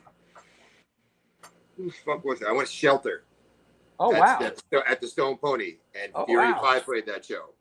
and they Yeah. opened that show, and I was like, "What the fuck is going on here?" I was like, "Why is this dude so gigantic and angry? Like, I don't want to be by the front of the stage." And I was just like, "Wow, like I want to keep doing this. I want to keep checking this shit out." So I would go to the Stone Pony with my friends, you know, every now and again, and just see a show that we didn't even know what the fuck it was. And Stone Pony was the Lemures of New Jersey, man. Yep. Like there was a stretch there in like the let's say the mid '90s where every hard band kind of came through the Stone Pony, man. Yep. Right. And the Birch Hill also. Birch Hill. Oh, the Birch Hill, yeah. Oh God, the Birch Hill just getting thrown out of the Birch Hill was like it was like fucking a rite of passage. You weren't allowed to really go into the Birch Hill and stay in there for the whole show. You had to get kicked out the side door at some point. Yeah. And then get let back in by the same security guards. It'll let you back in about an hour. Yeah, you cooled off. All right, go ahead. Yeah, that's it. They would kick you out the side door, and you'd come out. You all right? All right, whatever. Just go back. I saw a lot of great shows at Birch Hill. I mean, I saw Slayer at Birch Hill, Suicidal. I mean, all the when Biohazard used to play there, it was on. They put on some great shows there, man. You know, yeah. Because the place it wasn't that big, but it looked big. Yeah. Yeah. It was like one of those venues like Lemoore's that they could get a lot of people in that motherfucker. Yeah, if it was packed, it looked good. Yeah.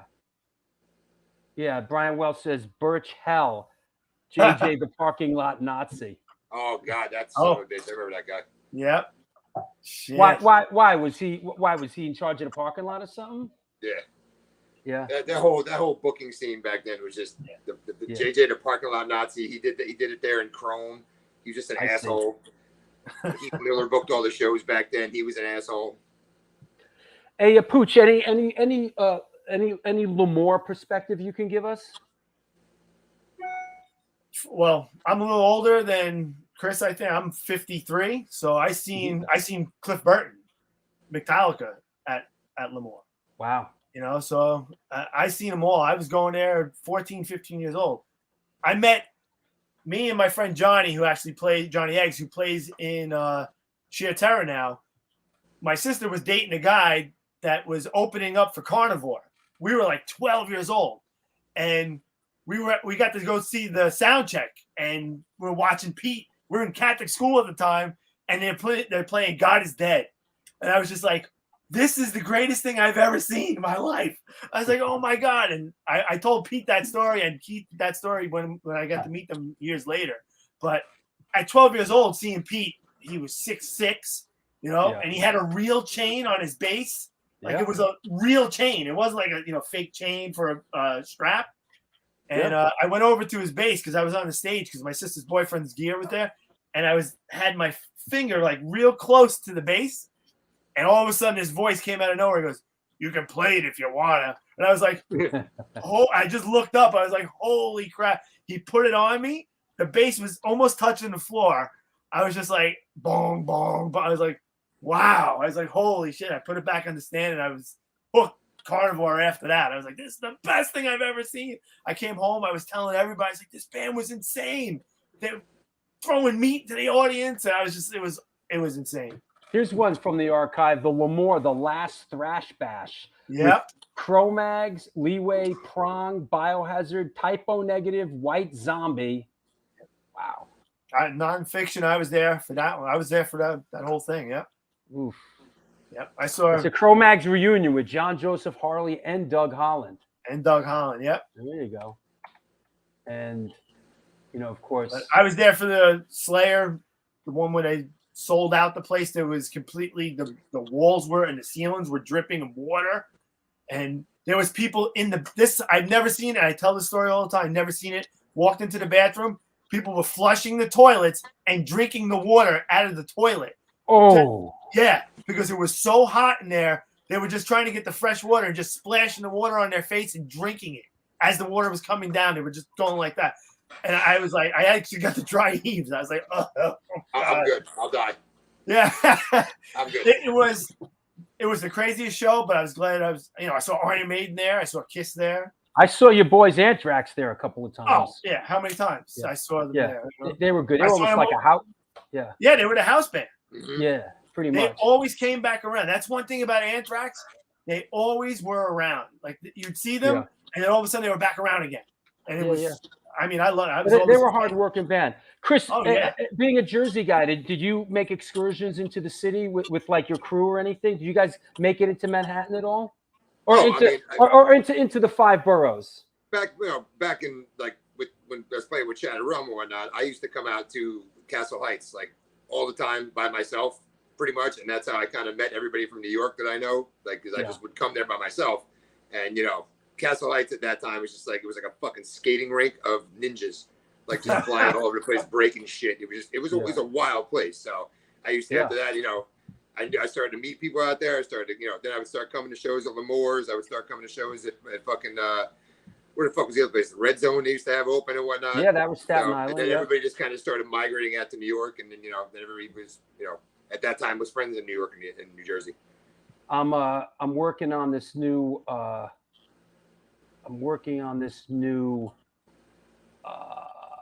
book with the Flyers from the 90s, and Castle Heights comes up a lot. And here's one of those Gary Gilmore Flyers, Castle Heights, shut down, and I got all these great flyers that are going into this next book. Here's another one, and this is the artwork, the great flyer artist Gary Gilmore. But so Castle Heights is the 90s were an interesting time in heavy and hard music, in the 5 boroughs because of places like you said, the Red Spot, Castle Heights, Bond Street Cafe, places like that, Yeah. All right, here Mario says, loved all of this. Heading out to go kayaking. Thank you, Drew. Through you absolutely bangs. Well, thank you, Mario, and thanks for hooking me up with the guys, and we'll see you on Friday. And all the best for Upstate Records, man. Thank you, Mario. Yeah, have a good one, Mario. Thank you for everything. Yeah, good dude. They got it going on. Yeah. Let me take my last sponsor break, and then we'll come back and let's try to conjure up some questions. Okay. Sounds good. All right. See you in a bit. All right. What's happening? Get your questions together. Get creative. I know we covered a lot, but let's get jiggy with it. This is the New York Hardcore Chronicles Live. We are sponsored by Blah Blah Blah Blah Blah and Grunge and Grime Soap Company. They're a handmade soap and skincare company with a rock and roll spirit. Based in Nashville, Tennessee, they combine their love for rock music and their love for creating products that are good for your skin and good for your soul. Since 2019, they've been creating high-quality, natural, handmade soaps and skincare products with ethically sourced and sustainable ingredients. They give 10% of their net proceeds to local and community outreach programs. Visit the website at www.grungeandgrime.com and enter the code DREW to get 20% off your first purchase. Come on now, last but not least, DeWolf Publishing is a completely independent publishing house formed by authors Amy Yates Wolfing and Stephen D. Lodovico in Philadelphia in 2014. To date, they've released 5 books on widely ranging topics, including graffiti culture, American ska and reggae, punk zine culture, and the soon-to-be published memoir of Adrenaline OD. More to come on that. Their mission is to preserve and curate subculture and its history. Get your face out of that phone and into a book at www.dewolfpublishing.com. Speaking of the AOD book, tickets are on sale now. Speaking of New Jersey, they're playing New York City on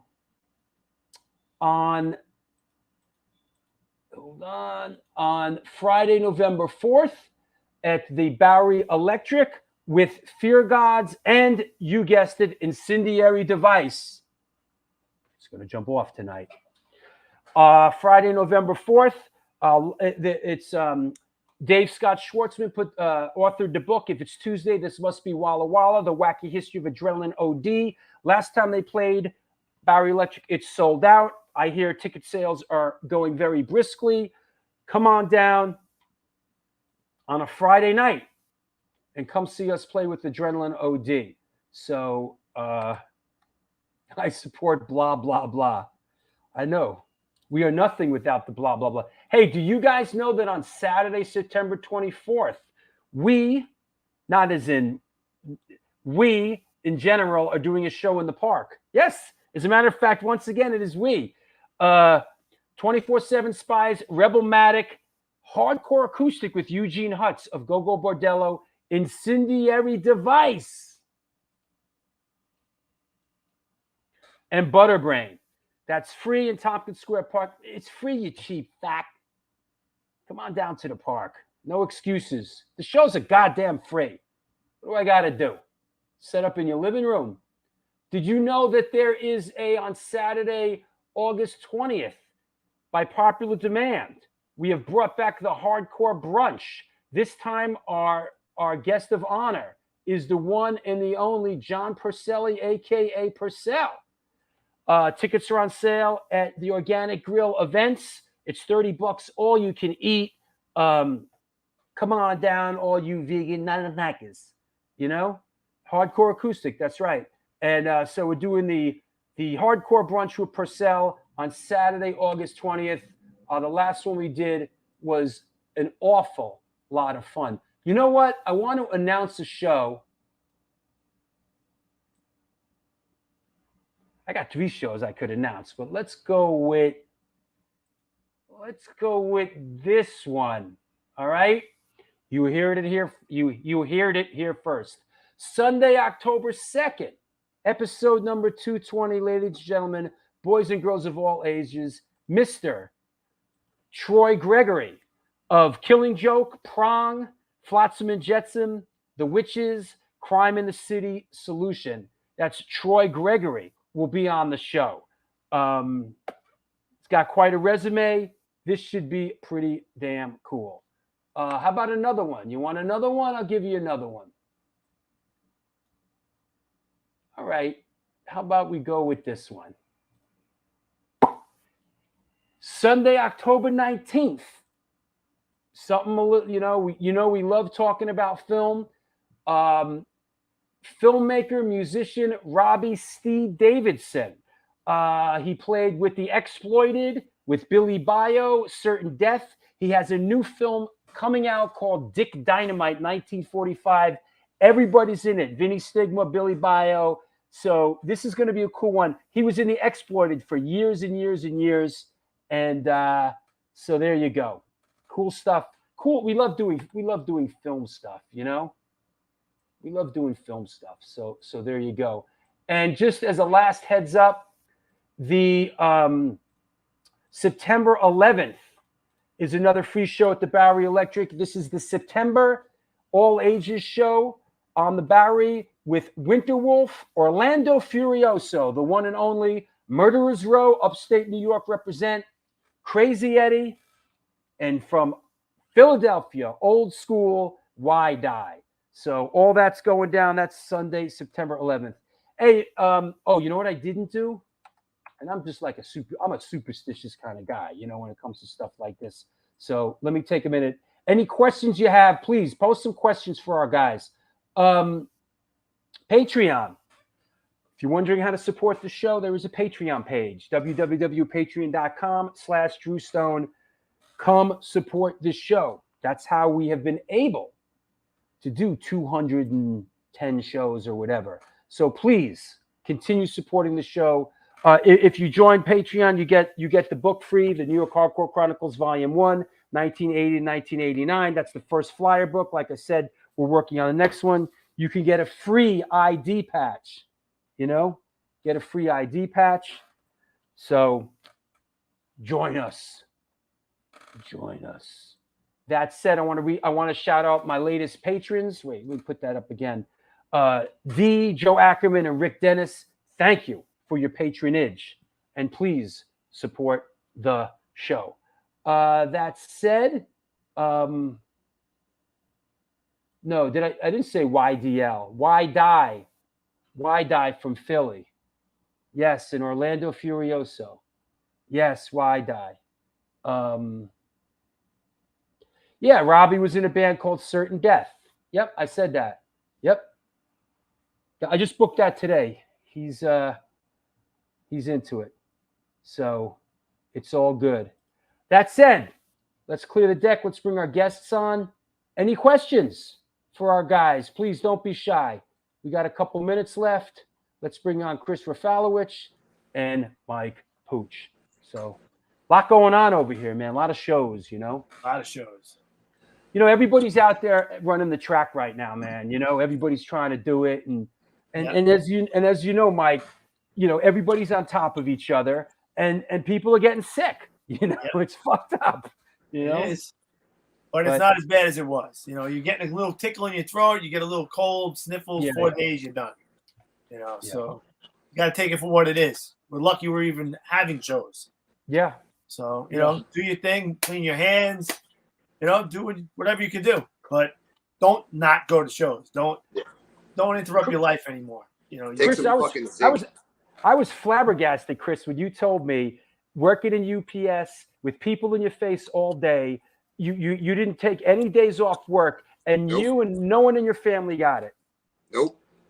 My fiance was working from home the whole time. My stepson was doing virtual learning at the time.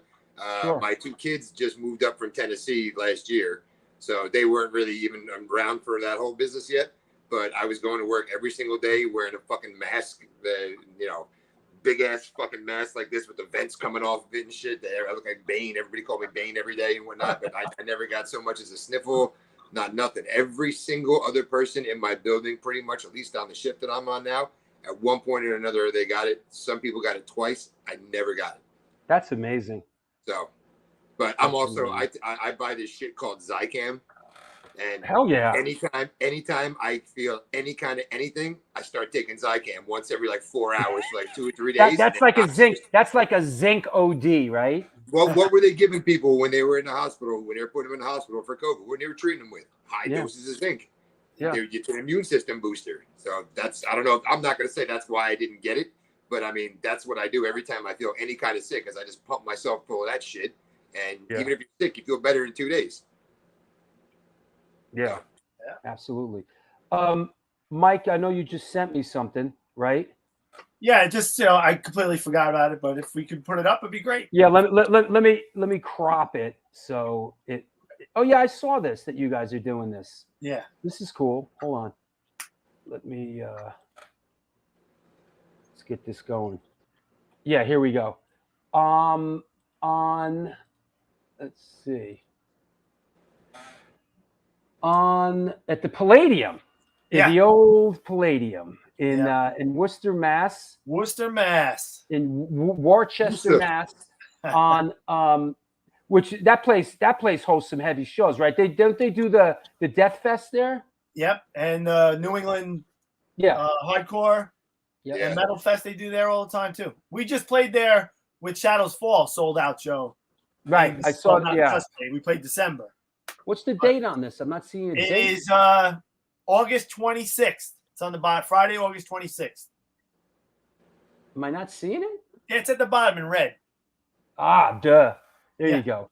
So this is a Tattoo the Earth pre-party? Is this the day before this? Yeah, the next day is Tattoo the Earth.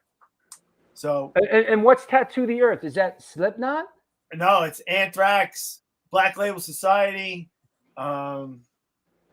Crowbar, Overcast. Where's that happening?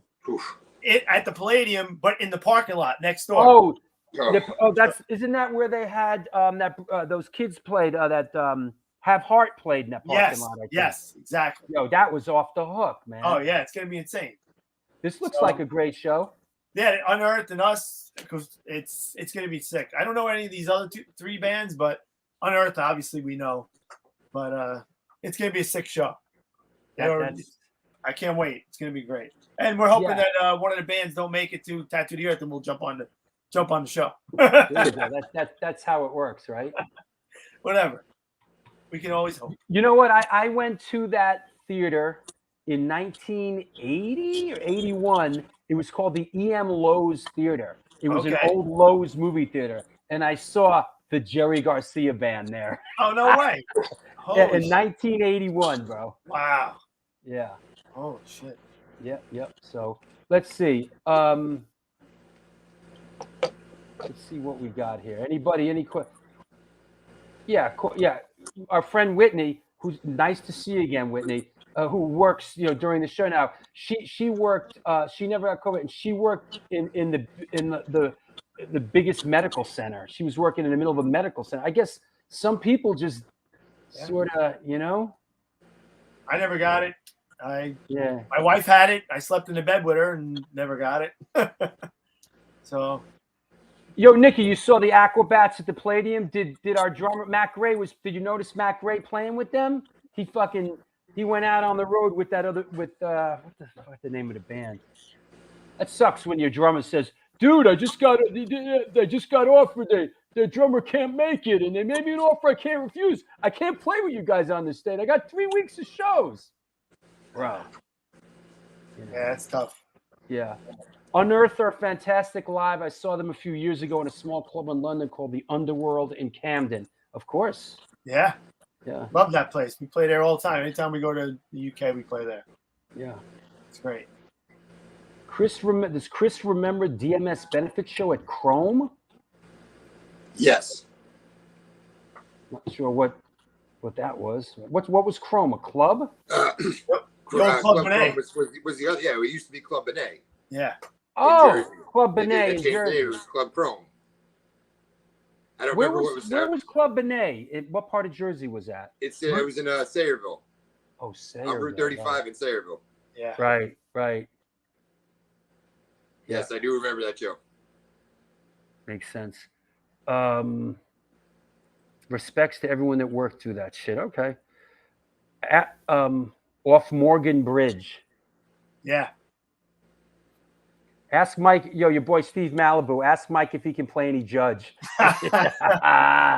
Anytime I have the bass out, he goes, "Play me a little Judge." Every time. Steve, I hope you're coming down to the show on Sunday, Steve. I'll be there. You're coming down? Of course. Definitely. Leeway's playing. Leeway and Rage. In Rage, Staten Island. yeah. There you go. Gotta support the boys. Yeah. In Rage. Yeah, I right? remember listening to Enrage when I was in 1994 when I was 16 years old. I remember hearing Enrage. And Mudbox. You remember Mudbox? Yeah, of course. They're from Staten Island also, I believe. Yeah. Oh. Yeah. I don't remember a single goddamn song. Steve's coming down. Pink. Yeah, Steve's a regular there. Yeah, they have their spot. They stand right over there by the garbage. They stand I'd say, what the fuck you guys they stand right in the same spot every show they come. See, but that's what I love.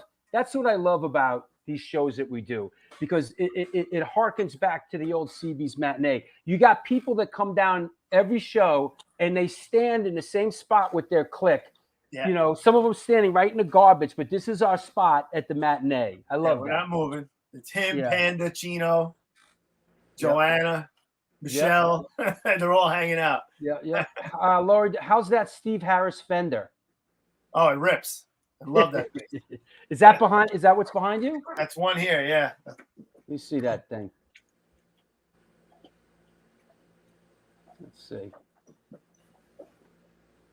Wow. There with the West Ham. Let me see the headstock. Right there, autograph on the back. Yeah. Wow. Yep. Do you play that live, or that's for something that sits for the house? This stays in the house. That's it. Yeah. Forgot who it was. I just saw that somebody got all their gear stolen, man. What a bummer. When Testament just had their whole trailer robbed. Is that what I just there was another band. Testament, they had their trailer robbed but they robbed the console and their lighting console, their front house console. So I think, in my opinion, it was the mobsters in Italy. Yeah, of course. And they just said, "All right, we got it. Give us some money, you get it back." Of course. Listen, I remember when Fear Factory got their whole truck stolen, and you know what it is? It's a criminal enterprise. They follow them from the club to the hotel. They see and they're not breaking in and stealing a couple things. They're stealing the whole truck. They take everything. Yep, everything. So there's a couple. Fred says it was Raw Brigade. Raw Brigade had. That's it. Yeah, they just got all their shit, guitars, everything. But listen, I'm from New York, and I'm on the road I see some of these guys, and I love all these bands. They're great dudes, but they leave their van, all the cables hanging out for the iPhones. They got knapsacks in there. Yeah. Anybody's gonna just look in, and they're gonna see. You got to be a little bit aware where you park. Number one, and don't leave stuff in the van. Don't give them an opportunity to look in and say, "Hey, there's a knapsack in there," even though it might be dirty underwears. They might just break in just to get your, they don't know what's in there. You know Make what part a gun of it? visible in the van. Yeah. What's that, Chris? To make a gun visible in the van. Well, You know what yeah, but part if of you're not it- in it. You know what part of it is, Puch, I think, is you can be vigilant at the in the beginning of the tour, but after a while you sort of wear down a little bit. After bit. a week or two, you're like, Yeah. So. I'm always very conscious of where, like, we park the van and park the trailer and stuff like that. Sometimes we disconnect the trailer and pull it up against the building and then put the truck up against it. But, if they want it, they're going to take it. Enzo says stealing band equipment is some scumbag shit. Yeah, but it's a criminal enterprise. And you know who I remember? Who else? It was in Poland. Someone got all their shit, the whole truck stolen in Poland. I mean, it's organized crime, man. Yeah, it sucks. It sucks. People steal equipment and tools. People need those tools to go to work. Yeah. And you're robbing somebody's tools out of their truck. That always bothered me. I was just like, come on. Nothing's sacred in this world, bro. No, not now. Yeah. Listen, I live in Manhattan. Nothing's sacred. Yeah. But the crime was a different element at the time. It's people that didn't have anything, and they were desperate. Now you got these guys pulling up with BMWs and they're robbing people for like their clothes and shoes. It's just like, what's going on? It's a strange time in the world, especially in the city. It is. It's a crazy. And it's not just here. I was just in LA, and it's just as bad. We're rehearsing at Astoria Soundworks tonight. So I'm driving. I'm not taking the subway. But your surroundings. You're not going to get yourself in a situation. Yeah. So it's a little different. Hey, one more time. The now is the full. When's the full release coming out? 9/2. No, 9/22. I'm sorry, September 22nd. The full length comes out. Wasn't it? I thought it was the second. Maybe I'm wrong. Did you write 2 twice? I thought it was 9. I thought it was 9/2/22. That's right. I'm sorry. I did write it twice. It's 9. Damn, I don't want to wait another month. Yeah, no. It's 9/2/22. My bad. And this is the whole release is coming out, and then you guys are talking about heading out on the road. The release is See Through You. Our guests today were Mike Puch and Chris Rafalowich, and I want to thank you guys for coming on. It was fun. I'm glad, we chopped it up. It was very casual. I wish you all the best with this new musical project, and I hope that we can work together some more. Chris, anybody you want to shout out on the way out? My fiance and my kids for sitting outside the entire time while I'm doing this. They're very cool about it. They're like, yeah, we're just gonna stay out by the pool, and they haven't come in here once the entire time. So I'm very, very happy. Sounds pretty good trade-off. Yeah, I appreciate it. Shout out to Mario and Kim upstate, definitely making everything happen. Everybody else in the band, Joe, I hope he's having fun playing right now. Fucking son of a bitch, I haven't played fucking 10 years. I hate everybody in this band that gets to play all the time. It's just saying, there's an envious hate that you guys are like, oh, I'm going to play this show over here. Hey, can you come play something? No, motherfucker, I got to work. I'm sorry, I can't.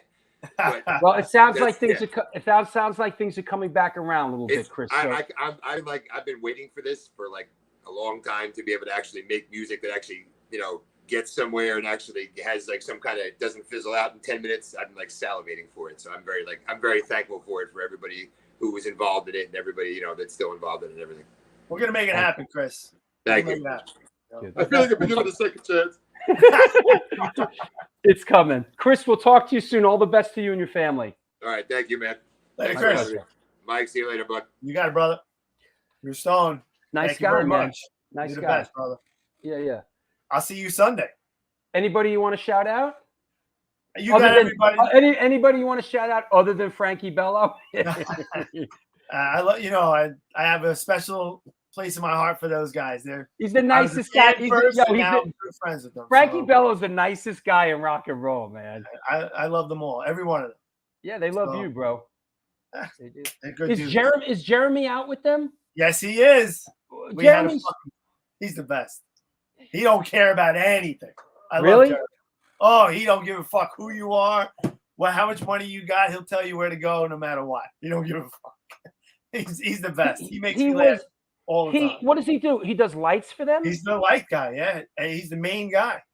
He's You know, awesome. good for him, man. I remember when he was a kid, you know, and he was, you know, finding his way. And I think initially he kind of found his way with Typo Negative a little bit. Yeah. And then he ended up in the Anthrax camp, right? Anthrax played Black Label Society. He did. Wow. He was doing the Dead Daisies for a little bit, but Anthrax loves him, and they keep bringing him back, and he's awesome. He kills it every night. His show it makes it like when you're out in front watching really? it, you forget that it's him, and you're like, holy shit, man! He just rips. I'm really happy to hear that you know, I remember him as a young person, and you know, he wanted, you know, he shot a few things for me. He was into filming bands, and that really makes me happy that he's he landed and found the home in music, you know. Landed and very respected too. So yeah, he's a good dude. People take his advice, and he's good. He's really good at what he does. Fantastic. All right, let's. I'll see you on Sunday, man. You got it, bro. Hey, thanks again. Care. My pleasure. Right. My pleasure. Bye. Bye. Well, there you have it. I want to shout out Women of the Pit, Lori Dawn and Gina, and the great spotlight today. Yes, New York Hardcore. And want to remind everybody, here's another go at it. If you were in the upstate area, it's going down Friday night. Listen, it's rare.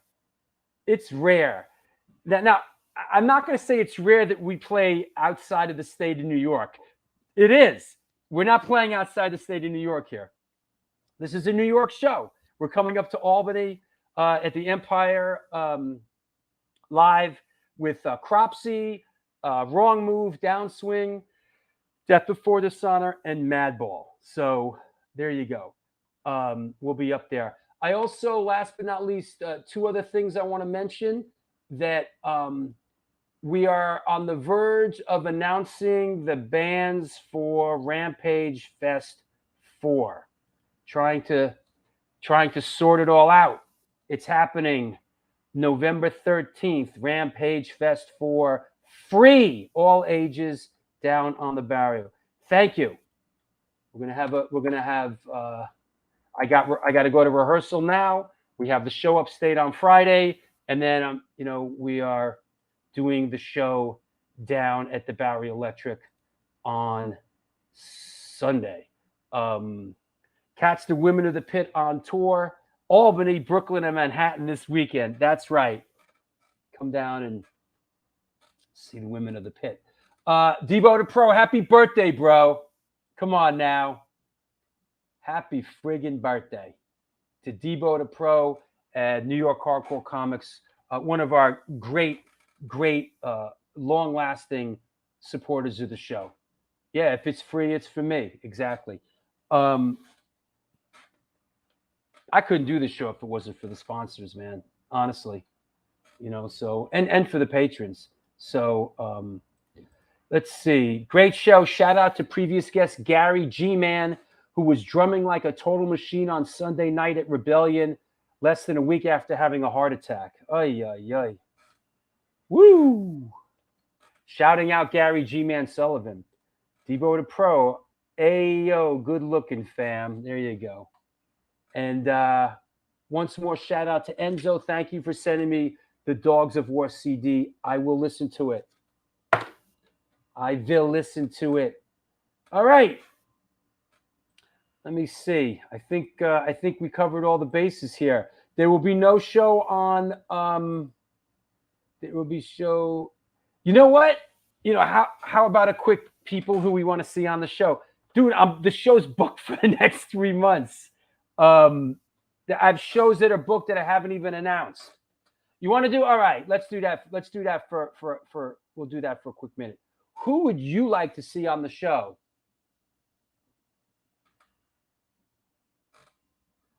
Here we go. Who would you like to see on the show? Let's see. Chances are I already booked them. Oh, really? What are you, a wise ass? You trying to be funny? Hold on a second, Skipper. Would you? All right. I like where you're. I like where you're going with this. Because I don't think you know anything about this. But I'll play along. How about Chris from Powerhouse? Do you mean this Chris from Powerhouse? Sunday, October 23rd. You asked for it, you got it. Chris Hauer and Eddie Medina from Powerhouse will be on the show. There you go. How's that, huh? Yay, that's awesome. You're good at secrets, Drew. Listen, You're like a vault. I got a million shows booked. But yeah, Powerhouse, Chris and Eddie are coming on Sunday, October 23rd. There you go. That's one not to miss. Chris is a great guy, and Eddie's fun. Yeah, for sure. Yeah, everyone's like, oh shit, Powerhouse. Yep. Yay. That's what happens. Anthony coming out from listen, I've talked to Anthony many times. You talk to him now. Anybody out there, I've tried. I'll see you Friday, Gina. Upstate. All right, cool. I'll see you Friday. Thanks. Mistress Carrie. I do not know Mistress Carrie, but I'm intrigued. Maybe we should have a dominatrix on the show. Best from Chile. All right, Juan Carlos. Thanks for stopping by. Aaron from Death Threat Pillars of Ivory. That's a good one.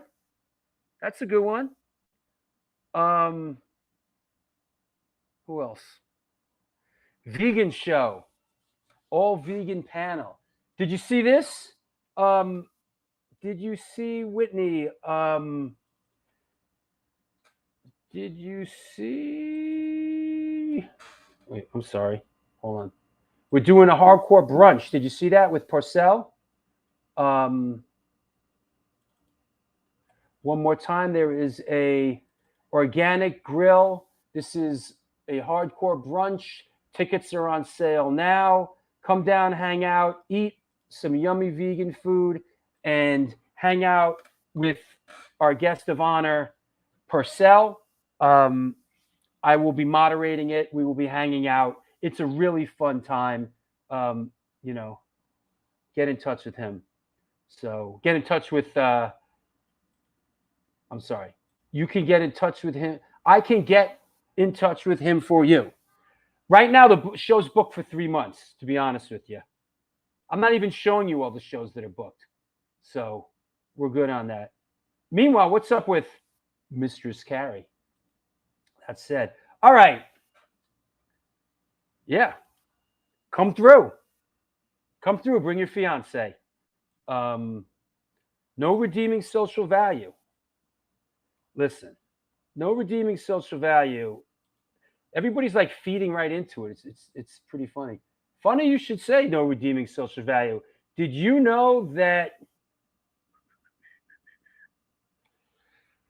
Here's one for you. Speaking of no redeeming social value, Sunday, October 16th, once again, down at the Bowery Electric. If it is free, it is for me. No redeeming social value. The Take, Incendiary Device. It's going to jump off tonight. Live Fast, Die Fast, and Slashers. Free show down in the Bowery. So we had no redeeming on this show a couple of times. When is you know what? We need to get Satan back. I was thinking about that the other day. We got to get Satan back on here. That was a very funny show. Texas, doing it in Texas. Sure, it's nice and toasty down there this time of the year. She's a DJ from Boston.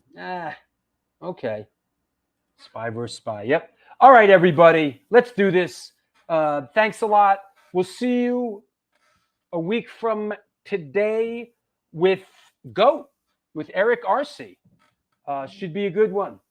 So until then, just make sure we're all good. Good to see you again, Whitney. Please stop by. How about an Ian and Henry show? Man, you don't know how close we were to having Ian come on the show. We have to revisit that at some point. Thanks a lot, everybody. I'll talk to you soon. Until then, do good things and good things will come to you.